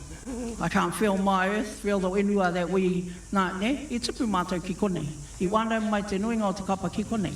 This is our land, no konei mātou. Not saying Ngā Motu isn't mine as well, it is, but our group is based here in Waitara. So 24 years of Ngā Purapura, we turned 24 in June, and we finally were able to host it here in Waitara. So haere mai. On that note, it couldn't have been possible without the support of our beautiful board, Te Kāhui Maunga, ko Miti Wanu. And I was acknowledging Nanny Bibbs because she is our patron of Te Kāhui Maunga, and also Auntie Kuta Simon. I'm not sure, mena nei ko tai mai auntie. Oh, hello, oh, Auntie. Hello, Auntie. Oh, look at you sitting at the back there, just hiding away. Love you, Auntie Kuta. Auntie Kuta, e wakakano I hoki e Uncle Morven. Ne, ko rāua rāua. Auntie, hoki mai ki tēnei taha o. And Auntie is also Atiawa.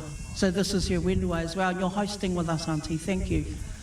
I also want to acknowledge our third patron, which is Te Tapuwae. And I'm raising it here in front of you all because it's very special. Now, I've heard the kōrero around our uncle, Te Hana Taua, Uncle Ray, Tito. He was the patron until he passed away just recently. I te rātou. And he had a really soft spot for Te Tapuwae. He had a soft spot for Te Tapuwae. And we knew that when the time came that he would want Te Tapuwae to have that seat as the patron of our rohe for his contribution, dedication and utmost commitment to uplifting the kaunga, the quality of kapahaka in our rohe. Nō reira, kei toku tu ngāne, tēnā koe, kei te rangatira. I would like to thank everyone that made it possible, all of the lovely sponsors, to our boys who have been here till midnight, TSH, Sam, whare aitu, tēnā koe, midnight every night with us, tēnā koe. To my boss, Tupune, boss, oh look at her name's going to run away, well, thank you boss. And tuakana, our FM, Raquel, e ki te awi a koe kei te rangatira our FM. Haere mai, no mai, thank you for being here to support us. To Presco Hire as well, thank you. There are some people who have actually gone over and above for us to ensure that this could happen, and my girl won't be happy with me if I don't acknowledge them all. As you may or may not know, Kayla is actually the boss. I'm just the one that has the words. She's actually the mai. Here we are, no e mihi atu ana ki Waitara Rugby League Club, the New Plymouth District Council, for allowing us to have the event here. North Taranaki Sports and Rec Incorporated, e mihi ana, Waitara Gymnastics, Poke Tapu Hapu Office, tēnā koutou. Waitara High School, the Taiahi Zone, the Waitara Taiahi crew, thank you. Thank you, Waitara New World, very nice of you. I koha mai rātou e te kai, tēnā pai. Te here māpara, the Waitara Night Markets crew, tēnā rā koutou. They'll be running the marketplace, which will be under the covered area over there. Aro's Te Aroa has been making me do some reels with her and Pari this week, just so I could let people see where everything was. You know, just people that thought, where are they even having it there? Well, it's ara te wāhi o te marketplace. Mātike Consultancy, thank you. Thank you, Leading Traffic. That's Benny Tika and your crew. Sustainable Taranaki. E te wānau, hopefully you saw my pānui about bringing a refillable drink bottle, because we're going to have a water truck just over there and you can fill it up. It's purified, beautiful water from our mountain. So help yourselves and stay well hydrated. We also want to thank the Cancer Society. We will put these sunblock stations all everywhere, né? Just so it's easy for you to have. Ngā wātene Māori o Aotearoa, tēnā rā koutou. To our uncles and aunties who have come from Taranaki ki te tonga, to Hāpai, the kaupapa, our Māori wardens, thank you. To Presco Hire, e mihi ana ki a koutou. Hey, and I'm going to do a big shout out to Waitara as well. Thank you guys for your support in Aroha. Thank you, Uncle Ruka Broughton. If you're watching the live stream of the Pōwhiri, thank you, e toku pāpā. Now, Uncle has gifted us 2 easy hangi, e te wano, to give away to 2 lucky people, and they're not the little ones either, e te iwi, they're the 10 litre and the 20 litre, you know what te wāno. Those of you who've got the wāno with the plural, you know, your house, the cousin's house, to me. But anyway, Paparoka, thank you. I love you. And without further ado, I must just thank everyone really that has helped out, all of our iwi. Now, you may only see certain marquees up. There's no bias involved. We love all our iwi. I just was waiting for the Te Aotearoa marquee. Kare no ki tai mai. So I'll put it up so you can see it. The Taranaki iwi marquee, we'll put them all up. Rua nui, rua hine, rauru, pari aka, all welcome there. All koutou marquees, mauri mai. And we shall put them up because no one will be left out in Waitara. Cool? Thank you, Jamie. Thank you, my cousin. Nō reira, e mihi ana ki ngā iwi katoa, I better not acknowledge all the iwi because I'll leave someone out and someone might get hurt feelings.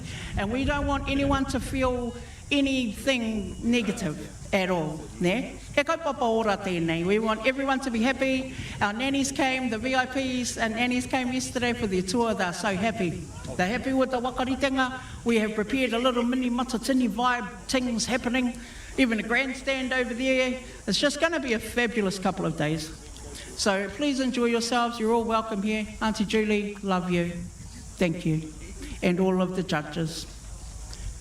Just thank you. Now, there's been a lot of kōrero about, all the judges come from outside. Hey, we're kaunga, quality, ne? Kaunga the judges, kaunga the everything, kaunga the wāi, kaunga the kaupapa. And when we talk about the kaupapa being of a particular standard, well, our judges are there as well, and that's why. I tonoa, well, e te komiti, ne? O Te Kāhui Maunga, kia kuhu mai, o ngā pukenga. They've got the pukenga, that's why. Kei te pai? And you heard it from me, right from my mouth. So yeah, and in terms of the haka yarns, well, it's yarns, ne? And when you think about what a yarn is, it's just yarning, ne? Ko te nui ngō ngā kōrero e rukau, kei te pai? If you believe in it all, well, it tells me a lot about you as well. E te o ngā kōrero, he pai, he rawe ki au. I love a good wānanga, you know, and a good ata wete. But then at the end of the day, you have to wete what is an opinion or someone's personal preference, and te me. You know, and some of it's just straight garbage. I'll leave it on that note, e te wano. Everyone have a fabulous Te Kāhui o Te Maunga Regionals. I'm going to hand it back over to the chair. On behalf of Ngā Purapura and as the māngai o Te Kāhui Maunga, I welcome you all here. I love you all so much, and we'll catch up soon. Our chairman, Elijah Pue, is going to give us some directions from his cousin Kayla. Oh, sorry, Linda's doing the pātiri because his kids have been waiting in the sun to do their pātiri. I mua tonu e tēnā, kei a koutou, tamariki mā, e tū.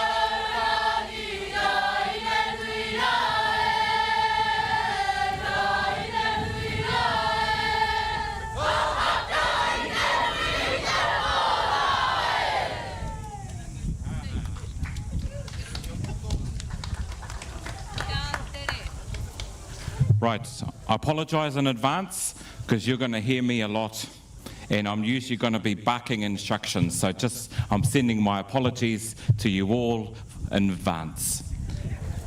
Let's start with the first instructions. E te whānau, welcome. Just behind the stage there are 2 tents, big white ones. They are the holding tents, but today they are the wharekai. So if you are representing a kapa, you are to please collect your kai from the 2 tents behind the stage. Kapai. So all kapa have been organised kai. You have to grab your kai and have your kai. And he mea hari ne, it's a takeaway. So all of the kapa, 13 kapa, kapa wanake, kapa taikura, kapa pakeke, all of your kai is served in those 2 tents. All right? Koutou ngā kai whiri, etahi o koutou ngā amo te kaupapa, the leagues, we're going to the leagues club room, all right? And there are some buggies just over here to take you where you need to go. Right, I haven't finished, but Tutu Kaika are leaving, so they probably won't hear the last instructions. 2 more things. Tutu Kaika, do you want to listen to this? Stage checks will be on time.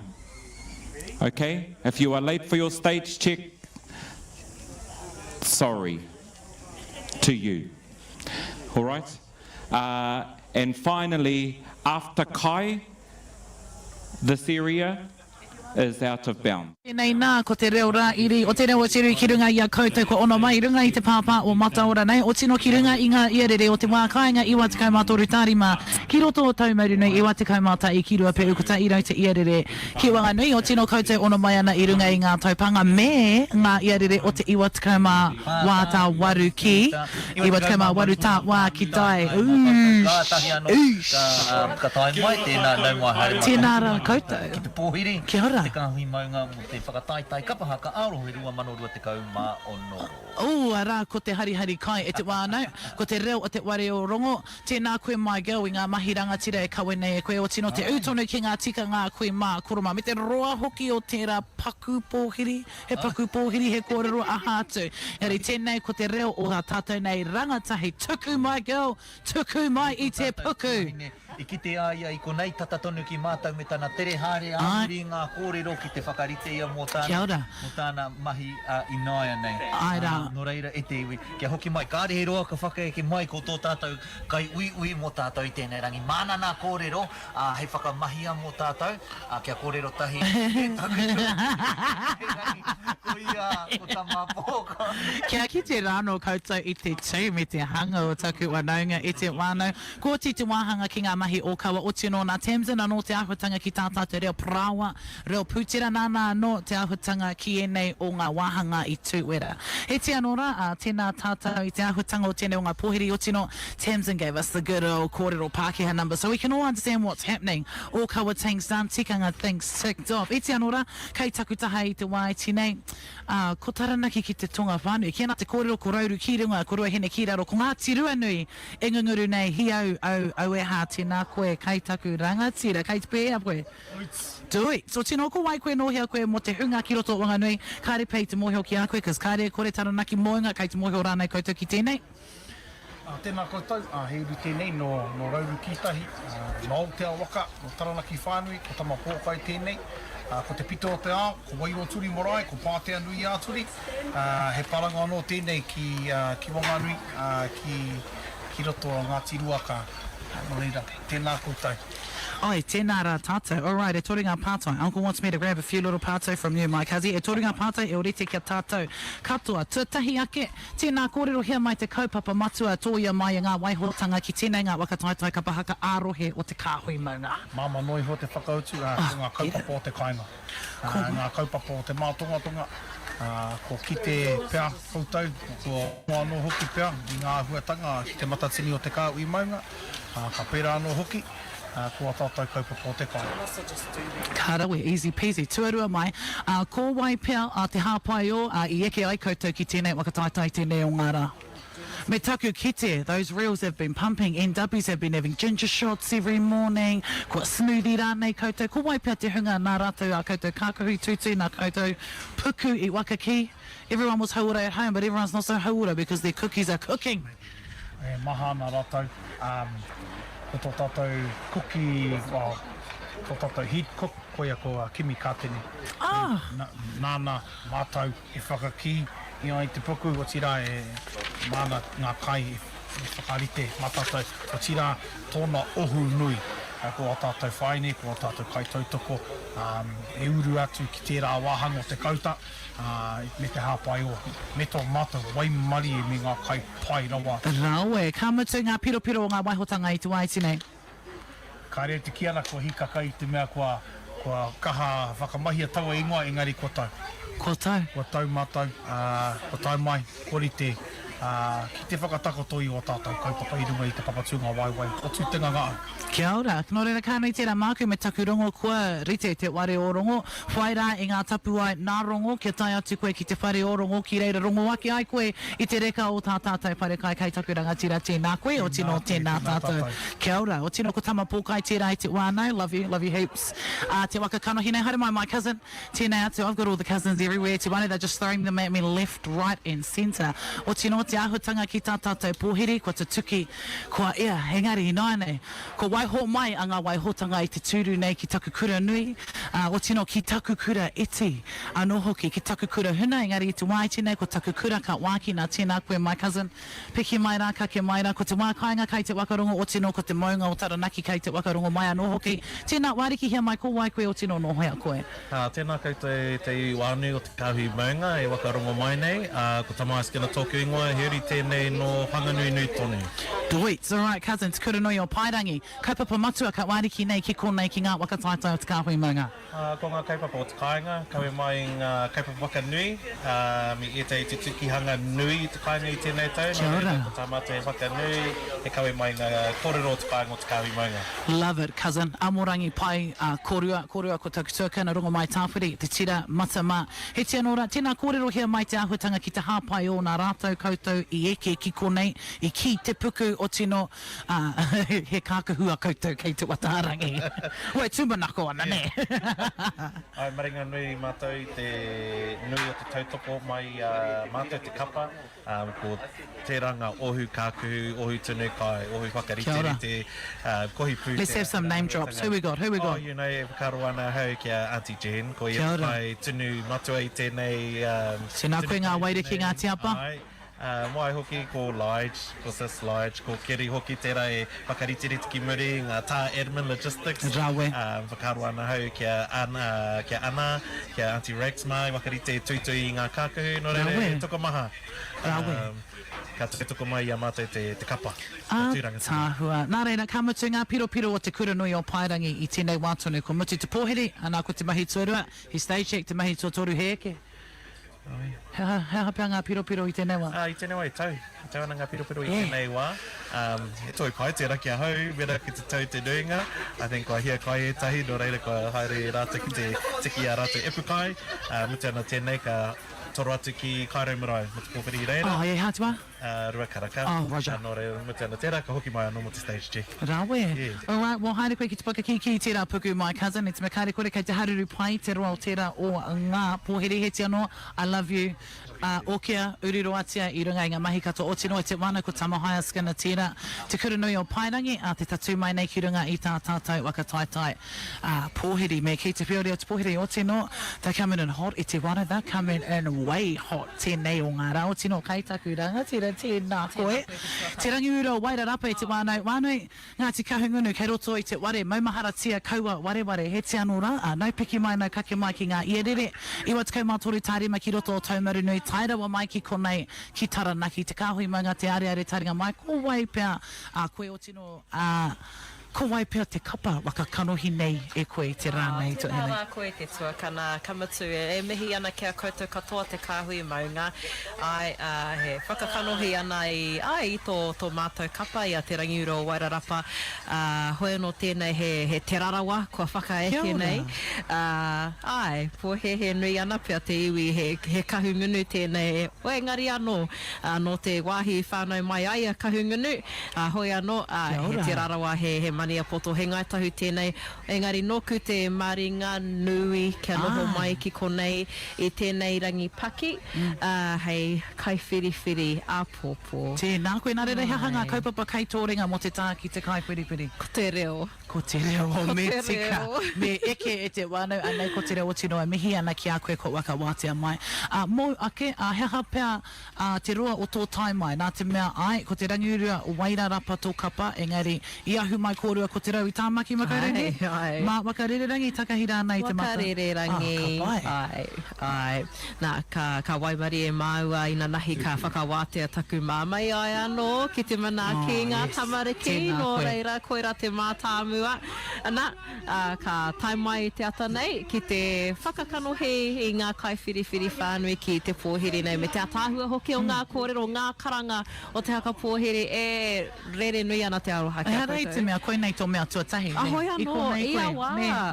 Ne, nau mai hoki mai ki roto i a koe anō ki Te Kāhui Maunga. Ka matu, kai wiri nei. Haha pia e tehi tikanga wakarite i a koe e tau ai tō noho ki tēnei pai. Tā te mea, he mea nui tērā, ne? He pātai tino pai tērā, tuatahi me kai parakuhi.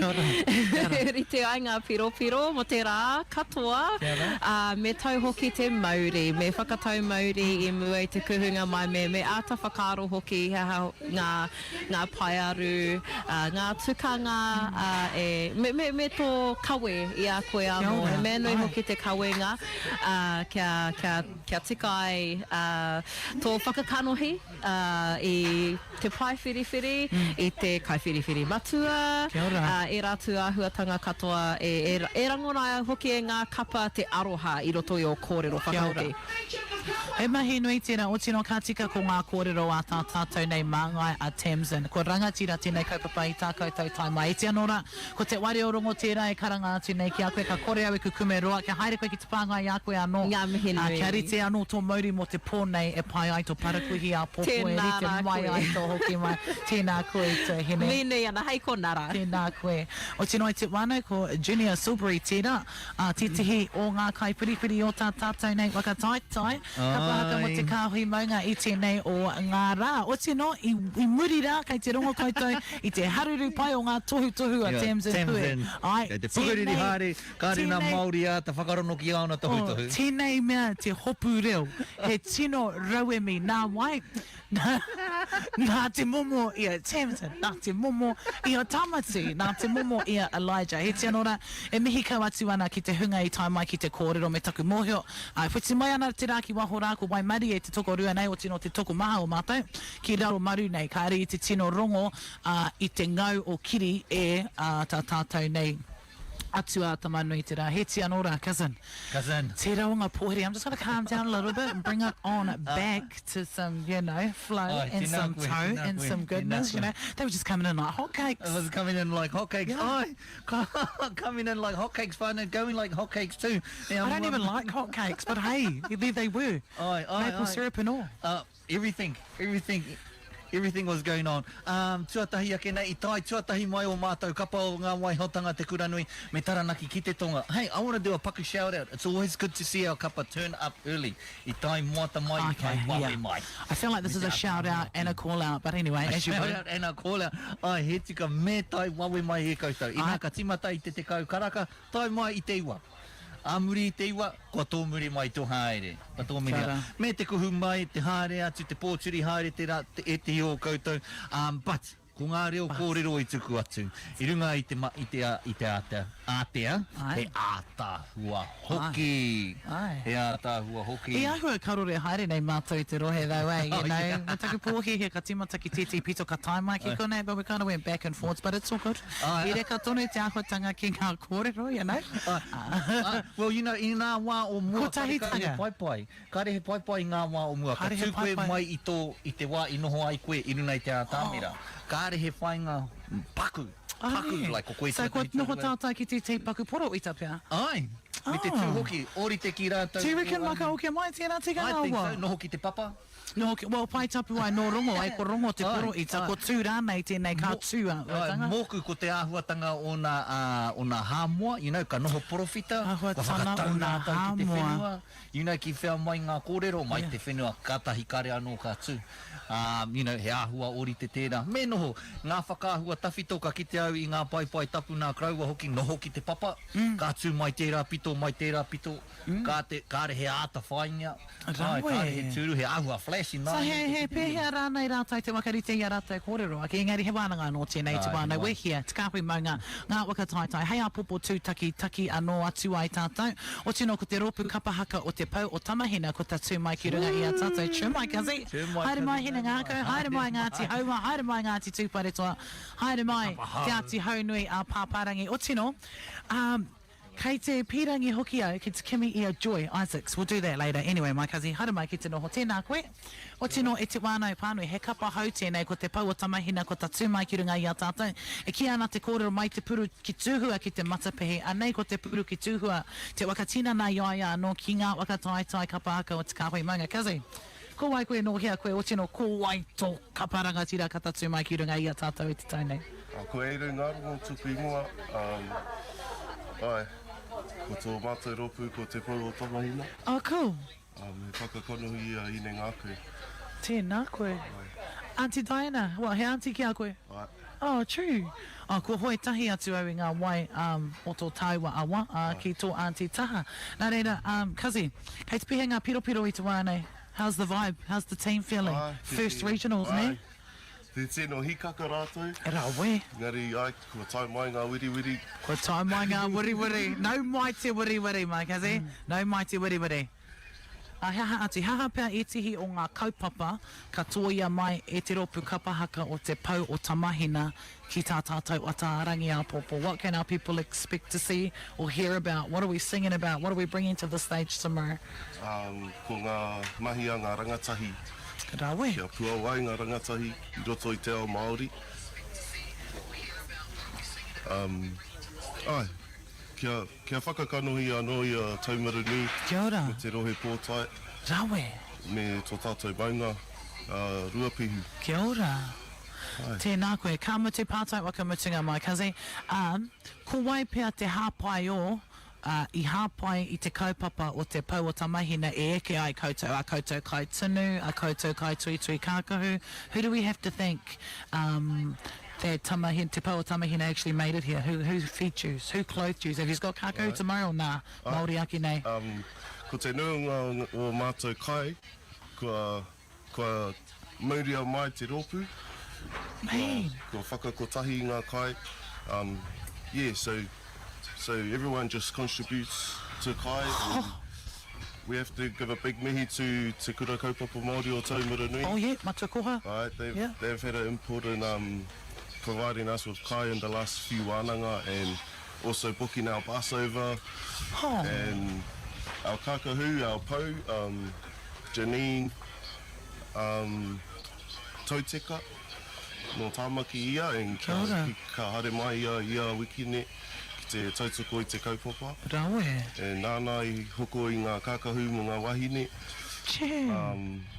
Ko ngā maro, ngā Jim Haitana, I homai, and ngā mātou I whakatika I...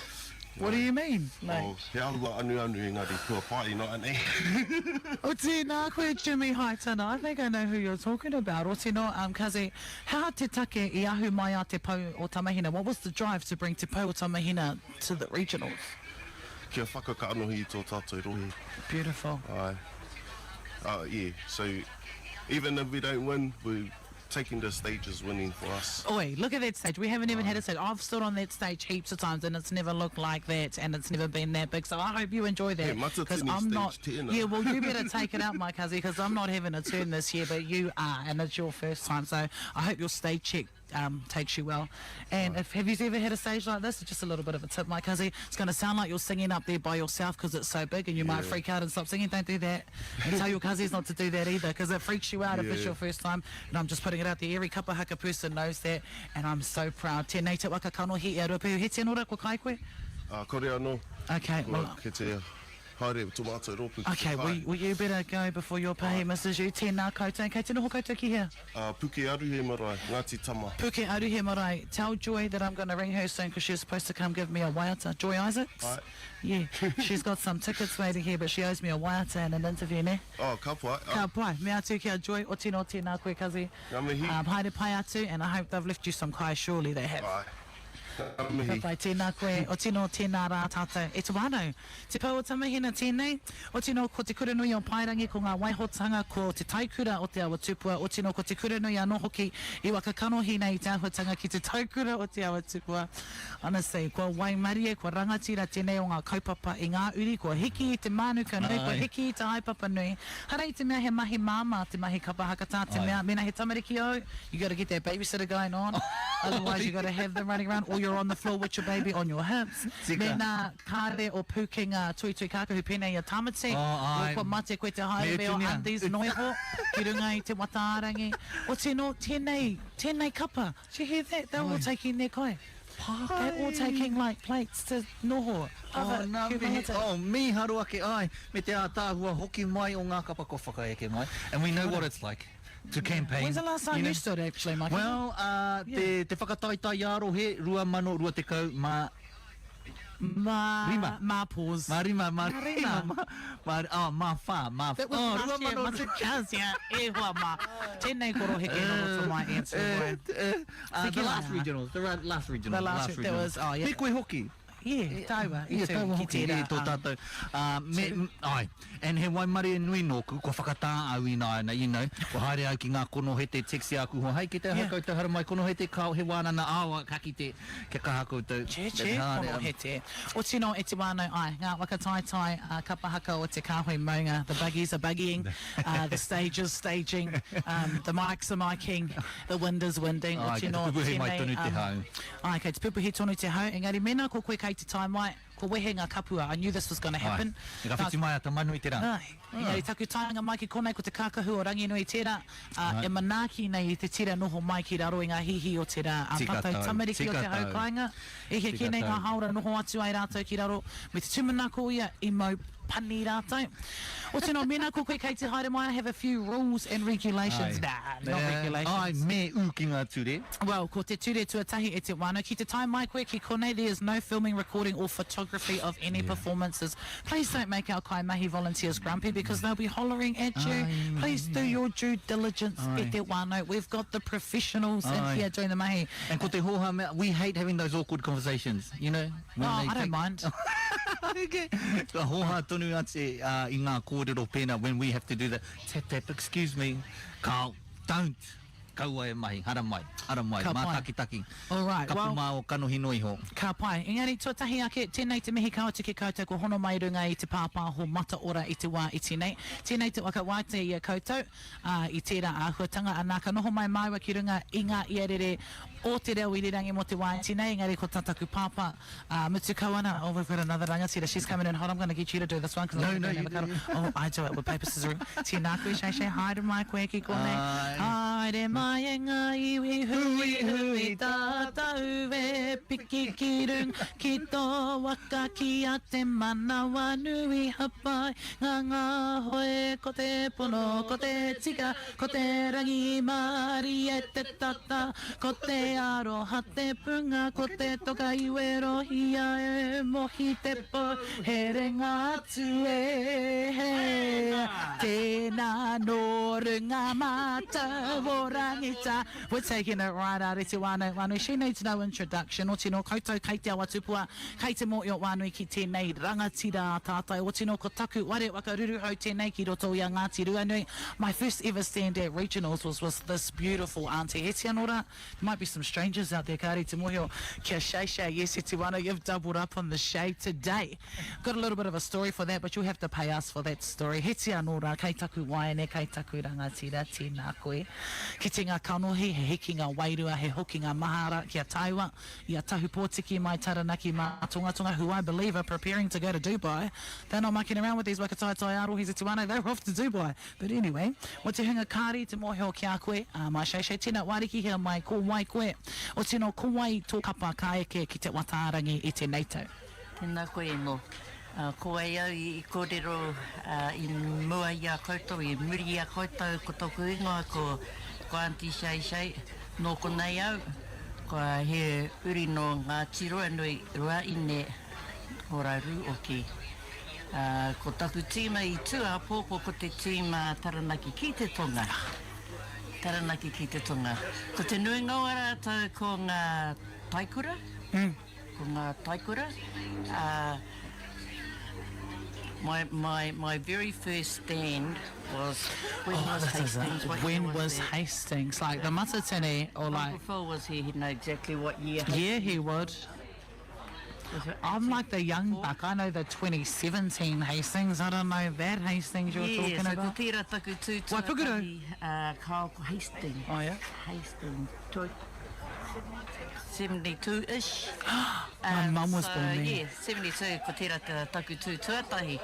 Engari, so in our rōpū Taranaki ki te tonga wai maria mātou, we have whātekau ngā kaihaka i tūhi, hei te rā a pōpō. And there are 13 that when I did my very first performance, and kei te tū tonu rātou, there are 13 kaihaka in this team that's performing. And my very first, you know, I was very, very lucky enough to share my very first two with 13 of them, kei te ora tonu rātou. Oh, that's delicious. Gosh, that's delicious for my manawa, kei te patuki paine. So, 44 years you've been rocking regionals? Ahua. Ahua. Tapuki kaiki. Nā reira, I roto I aua whātikau mā whātau kei konei mātau I nāne. Hea e te he kaupapa katoia mai e te taikura o Taranaki ki te tonga hei āpōpō. Ko te... Hea ngā kaupapa, what will we be singing about tomorrow? What kind of kaupapa will we bring into the stage tomorrow? Oh, well, you know, it's all about... the bangers. Our kai tito, you know, our kai tito that have prepared us with all these our items, you know, wai mari e rātou, and I think our pōpō, you might actually see that we have a, I can name them, Uncle Sid and Auntie Anne Kershaw, so they told me yesterday, Shay, this will be our last stand, dear. And, you know, and I thought, you know, very inconvenient. I mean, they're only... Very inconvenient. 86, and How they're do you saying think that you this are? is their last stand. Yeah. So, a lot of the way... The audacity to give such know, communication. Right? Yeah, I know, right? So it's going to be a big... Our purpose is to do due diligence to our items, to each and every item that we are doing. You know, we practice and they'll change it tomorrow, so that's all good too. And I love that. You know, so... I think that's actually where it's at, is the adaptability, the adjustability, the experience. You can't practice that, you know what I mean? I know exactly. Yeah, you do. I think I learnt it all from you guys. So how's everyone feeling? I mean, you're seasoned. This is just another day at the office, right? Oh, no, Kau, you know, wai mari e au, ka tū au I mua. I think, like I said to other people, you know, because they said, geez, you're good. I said, hey, I'm good. I said, I'm only good because my pāhaki taught me the stuff that I know now. They allowed me to stand in front of the team. I don't yell at them. I sort of, you know, I'm very, what do you call it when you... Direct? No, not direct. Ngāwari? No, sarcastic. Are you? Can you? And our older members get it. Is it sort of like a coping mechanism? Absolutely. Because I mean, you know, I love our nannies to bits and pieces, but I've worked with tamariki, I've worked with adults, and I've worked with kaumātua, and I honestly don't know who's easier. You know what I mean? So you're going to need, o tino, ka mutu, what are you looking forward to most tomorrow? I am actually looking forward to seeing most of the Not the Whakataetae team, but the Ngā Hau Yeah, team. same. Yeah. I'm absolutely looking forward to seeing the Ngā Hau team. And just a wera out there to the other Rohe. Take it out. If we in Aotea or Taranaki can get a Ngā Hau team of 40, so can you guys. So I'm just saying, you know, if we're all able to do that, we can actually get more teams away.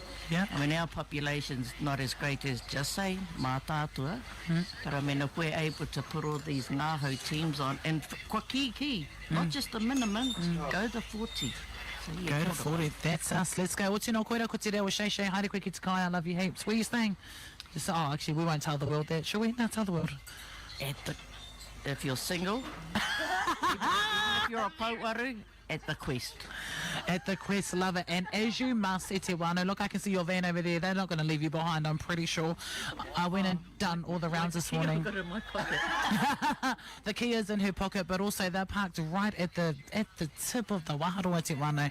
Taku taimai ki konei, they were rocked and ready to go at 9 o'clock. Tamati Maruera did say, if Paul said, can you be here at 9, otherwise you're late. I think I want to be here at like 8:30. Ready to walk on at 9. And it's just like, man, you got an hour. Love you. Oh, all the loves going on in here te wana. Mihi kawa tūna ki te hunga wakawātia mai ia koutou. O tino, our final kai kōrero for today. Who have we got for our final kai kōrero? Joy. Joy. Oh my girl, Joy. Oh my girl, Joy. Okay, now let's bring Joy on. Sorry, I'm going to kick my cousin off. Koutou kei te wā kāinga, e wakarongo mai ana ki te awa hauma ko 12 to 3 Monday to Friday. I watu kaumatoru tāri ma ki roto taumari nui. I watu kaumatai ki rua pēu ko tai rau te iarere ki wanga nei. Our girl Joy has come. O tino, koutou ki roto o Taranaki Maunga. I'm just going to tell the story about how we met my girl, because we met Waitara before tinana, but she's sitting here in front of me. This is a crack up. How did we meet? Actually, my girl, tino tuatahi mai ko wai koe no hea koe, o tino ko wai te kapa waka kanohi nei e koe I te neira. Ko Joy tōku ingoa no taumaranui ahau.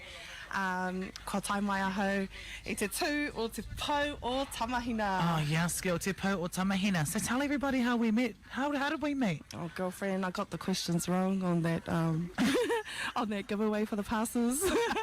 All I thought I had to do was ring in when the song was playing.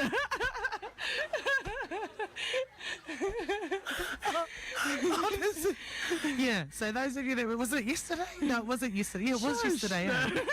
Was it yesterday? No, we had the giveaway. I need to tell my people because they was present. Those of you that were ringing in for the double pass to Te Ngā Whakataetae, Te Kāhui Maunga a Rohe, we played Wakarongo ake ki te tangi o te ripo nā te ropu te matapihi. Now, my girl, we're going to get a little bit of education. Te ropu matapihi was our mountain to the sea ropu. From the mountain to the sea, we are the river, and the river is we, koro Morven and Idol. And they were it. But one of the questions were, what year did they stand at Matatini and what year did they do that song? And the second question was your top 3 matapihi bangers. And now you've actually opened my eyes and made me realise that our reach, we can't take for granted what we know. So I thank you, actually. Our girl Joy rang in and thought, yeah, I won. Like, she just rang in and said, yeah, I won. I said, well, no, girl, you got to answer the pātai first. She goes, oh, we didn't know anything about Te Matati, so that's our responsibility to share with you. But I said to my girl, I got you a prize anyway. So Te Puni Kōkiri e ngā tangata tiaki have sponsored you a mara puka puka, tuku tuku panel, puka puka, bit of a water bottle, some pads, te mea. I rang our girl and said, come and pick it up from Te Irirangi. She said, oh, I can't, I'm in Taumarinui. Oh, okay. Oh, did you want those tickets? Yeah, I wanted those tickets. Why? Are you going? Did you want to go? Yeah, who are you watching? She goes, me. And that's how I found out that Joy is performing at our stage, E Te Wānau Wānui. And I said to Joy, you know what, because why did you want the tickets? What's the go? What's the story? Girl, I was Ngāti 280. I missed out on buying my whānau some tickets. Yeah, and where's your whānau coming from? They're coming from the Korimako and Tamaki Makoto. And Taumaranui. Yeah. And we didn't get them some tickets. Well, I said to Joy, if you come in and give me an interview here at Ngā Whakataetae, which she absolutely has, Te Wānau, I've got 2 double passes, which is going to get you 4 of those Wānau members. And I think another one of the cousins has one flying around somewhere, but it's going to cost you a song. So grateful. Yeah, so if you got us a song and a photo, and I'll give you another 2. Because what, are they on their way down here without tickets anyway? Yes, girl. Oh. Yeah. Oh. Well, you're lucky the marketplace is free and there's a TV in there and 60 different we're just stalls.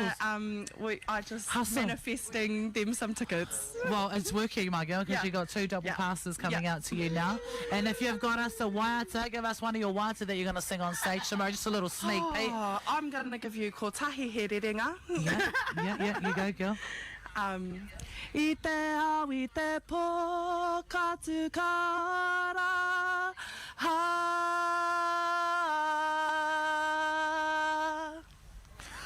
Oh, girl, you're taking it right out. I love that. Oh, nah. She sat there and owned everything about this. You know what, my girl? Those 2 double passes are coming to you. They're actually in my car, so you're going to have to get them later. But I've got you, and I've got your number as well. Ngari mihi ana, and I'm still going to give you that bag and those treats that ngā tangata tiaki and Te Puni Kokiri. So those are my aunties listening at home in our iwi office and in our Te Puni Kokiri office. Our girl Joy has made it. Iti wānau. Yes, I know. We're going to keep track. I'm going to come up and do some Te Pāo Tamahina teams with you all, and we're going to share our Te Matapihi wānau, because you know what? You said they were from Tauranga, eh? Yeah, nah. Because there's a matapihi. There is a matapihi, and that's my marae, my girl. I'm actually from there on my nan's side, but I didn't click at that time because I was in river vibes.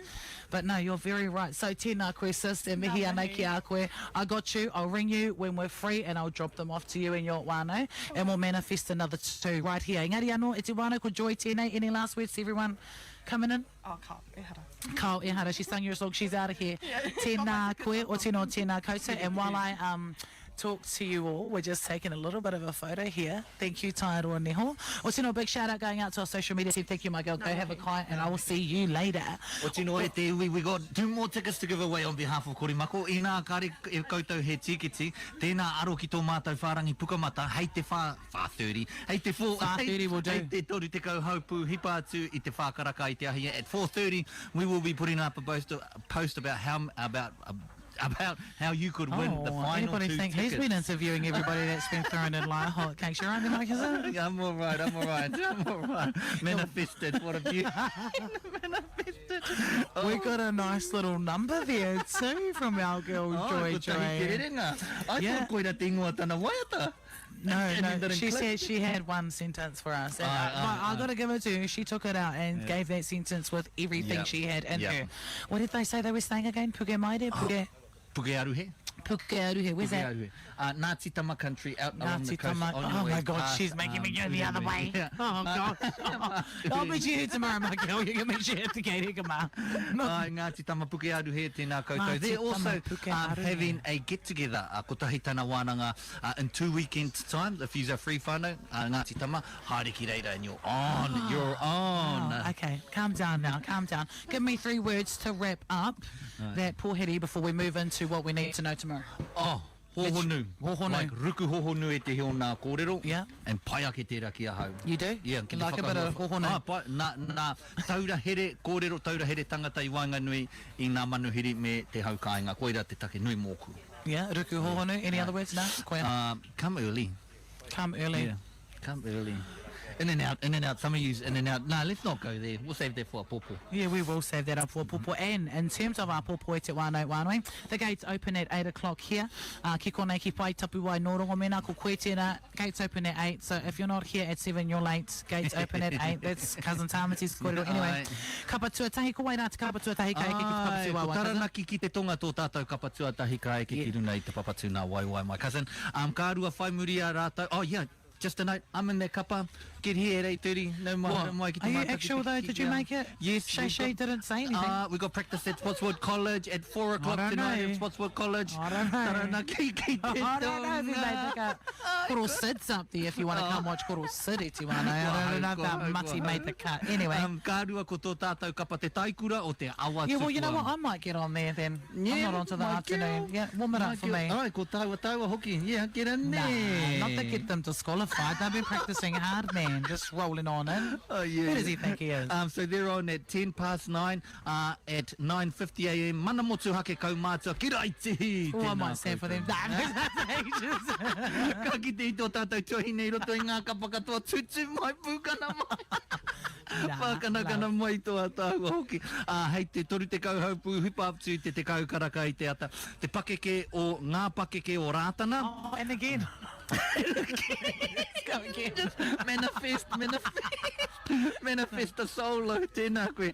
Hei te kaumātahi karaka, te kapahaka o ngā rua hinerangi. Ai, tō tātou kapa o te mātonga tonga. Ai, tēnā koutou, nau mai, haere mai ki te Kāhui Maunga. 11:50, te aiotana o haukura. O tino kei te iri a rātou kōrero ki runga i te pai tukutuku, te pukamata anō hoki o Tai Uru News i te wānau, haere rāmo ki te rātou tahi ko te maunga rua ka pai ake i a rātou. Ko Waitara mutu ana ko te maunga rua, ko te maunga rua, te o tātou kapa mutuna i mua i te wātina, i mua i te whakatā mo te kai. Ka rua ko ngā kapa e haere mo te ahi māku maura nei te whakahua. Kei a koe, well this is where we come in, eh? So hei te ata nei, ko taku tuakana ko Alana Te Piki Broughton, Raiwatahi ko Auntie Diane Luke, ka manaki i a koutou hei te ata mo ngā kapa e rua wā ono witu o te ata hāpara. Nā ko te kairānui, speaking of kairānui, I've been smelling steak for the last like 40 minutes, like 40 to 60 minutes. So something's going on here, and I feel like that's going to happen tomorrow. He tino, hei a popo, ka kuhu mai maua I mua I te tatunga mai, hei a koe cousin, ko hei ngā kapa. Hei te toru te kauhaupu hipa atu te tahi karaka ka kuhu mai taua. Enari, first up after lunch, te reanga more hu o rātana. Whai muri tērā ko te kura nui o Pairangi. Whai muri a rātau te rōpū ka pahaka o te pau o Tamahina. Joins. Ko te rōpū o Tūtū Kāhika. Kia ora. Whai muri a rātau ngā waihotana. Ka mutu ko tā tātou kapa. Ngā kaiwhakahaere, ngā kaimanaki mo tēnei o nātou, ngā purapura o te taihau auru. Let's just go back to Tūtū Kāhika quickly. I feel like that Waiata Tautoko was a little bit of a Waiata tira. And I'm like, is that their tira for our popo? Because it was giving tira vibes. It was stunning. Carl, that's just the way they Waiata. Koira tā Uncle Clive, me whae wharekuka, koira tā rātou whakaakoranga. Mai rāno rātou e Waiata Te reka hoki, te atāhua hoki, te ngāware hoki. Kua whaka, wā, hia. Nā pāti roto I tērā waiata. Ai, tika hoki. Do you reckon that's their tira tomorrow though? I hope so, because it was beautiful. You've had a sneak peek there. Let me say, Uncle Clive and Auntie Whare Kuka are amazing at dividing pāta. So, I'm going to say no. I'm going to think that they might have something up their sleeve. I'm giving us hakayans right now. Are we hakayaning? Well, they've done it. They've grown. And even though that is, they are amazing, Tūtū Kāhika. Their ability to wāwāhia I ngā waiata, paiake, kātira. O tino ko ngā waihotanga me ngā purapura o te taihau auru. Ka tika me mihi atu ki ngā purapura o te taihau auru. Kei konei mātou I te tiro nei ki te mātotoru o a rātou mahi, ngā pakahiwi kaha, ngā ringa, ngā waiwai, me ngā ringa wera, because whoever's cooking that steak out there, I'm coming to look for you after this. Ko wai e tunu. Ko wai e tunu. O tino, ko ngā ture mo tēnei o Ngā Whakataetae, hei a popo I te wane. No filming, no recording or photography of performances. Don't be that guy, because you know we'll happily tell you in Rongo Mo and Rongo Marie not to do that nicely. And I mean, if you want to fight, we don't want to fight. We're here Whai Tapuwae no Rongo. And she's not shy to tell you off. Well, neither is everybody else. But like, have you seen Tamsin on that Mikey Tuano? Just don't do it. What you know, this is a kaupapa without saying, but you know we kind of have to say it these days for the kazis in the back. No smoking, no vaping. Kāre hoki he waipiro ne. Kaua hoki e mauria mai I e tehe paunamu karahe. Ha te paunamu he kupu anō mo te pātara. Bottle ne. No glass bottles. Kaua hoki e mauria mai o mokai. Oh, and as I said there, he pūrere hua korere mai. Your pūrere hua will be fine. Ka pai. Mauria mai ngā pūrere hua. Engari, kaua ko o kuri, ko o ngeru, ko o hoiho, ko o puaka, whatever you got going on. Even if they are a part of your family, e te wānau, it's just not the setting for them. I don't want to discriminate. I'm just voicing the rules. Not permitted in front of the stage also e te wānau. Tā te mea, mena kare no koe kia kite, it's a full matatini grass area vibe going on. We're not in a stadium, we're not sitting on seats, nā reira. Mauria mai he turu, but it's not to be a high turu. Nah, half seats there. Yeah, what do you reckon, festival man? You said you're not doing kapa, you go to the festivals. What's the seats that are... mo te noho. Ina kono he te ka maua ko tai aroa, ka kite ia mai. Yes, well, mau wā te noi. You know, those camp chairs that you have, those ones with the holy mouths that hold your little kapus, not those ones. E te wana, you've got the baby shark mouths, ki raro kia wiri, that's where you'll be sitting. Ngā mea poto, e haere nei. Trolleys, prams, umbrellas and large sunshades. O te no, ka kuhu mai I a Princess Street opposite Waitara High School, car parking now all Waimarai. Follow the signs. Dedicated kaumātua tent nā reira mauria mai o Kuia Koroa, if they've got tickets, dedicated tauhi zone as well. O tino, kaua e mauria mai he pātara, karahe he pātara kiri hau rānei, because you can bring your own water bottle and fill it up. Pre-wristbanding is happening here as well. For those of you who don't want to line up, scan those tickets. 3 o'clock is wristbanding happening here. O tino he kaupapa hangarua tēnā. O tino ka nui tērā mataiwa mo te Waitara nei te wānau. Kuhu mai rā ki runga I tā tātou kaupapa. Ka timata hei a pōpō warukara kai te ato. O tino, final words from you, my cousin. Koira te Pōwhiri o te Kāhui Maunga. Mō tēnei whakataetae kapahaka ārohe ki roto o Waitara e te iti. Nau mai e te rahi, nau mai e te nui. Nau mai ki runa o Waitara. Hei whakataetae hia I ngā mahi a tāne rore me rehia. Tō tātou karakia whakamutuna, paua ki runga, paua ki raro, paua ki tā more more nui. Nō rangi, nō papa, e rongo, e āio, tēnā kei whea te pau e tiu anei, hei anei. Hui e, tai ki e.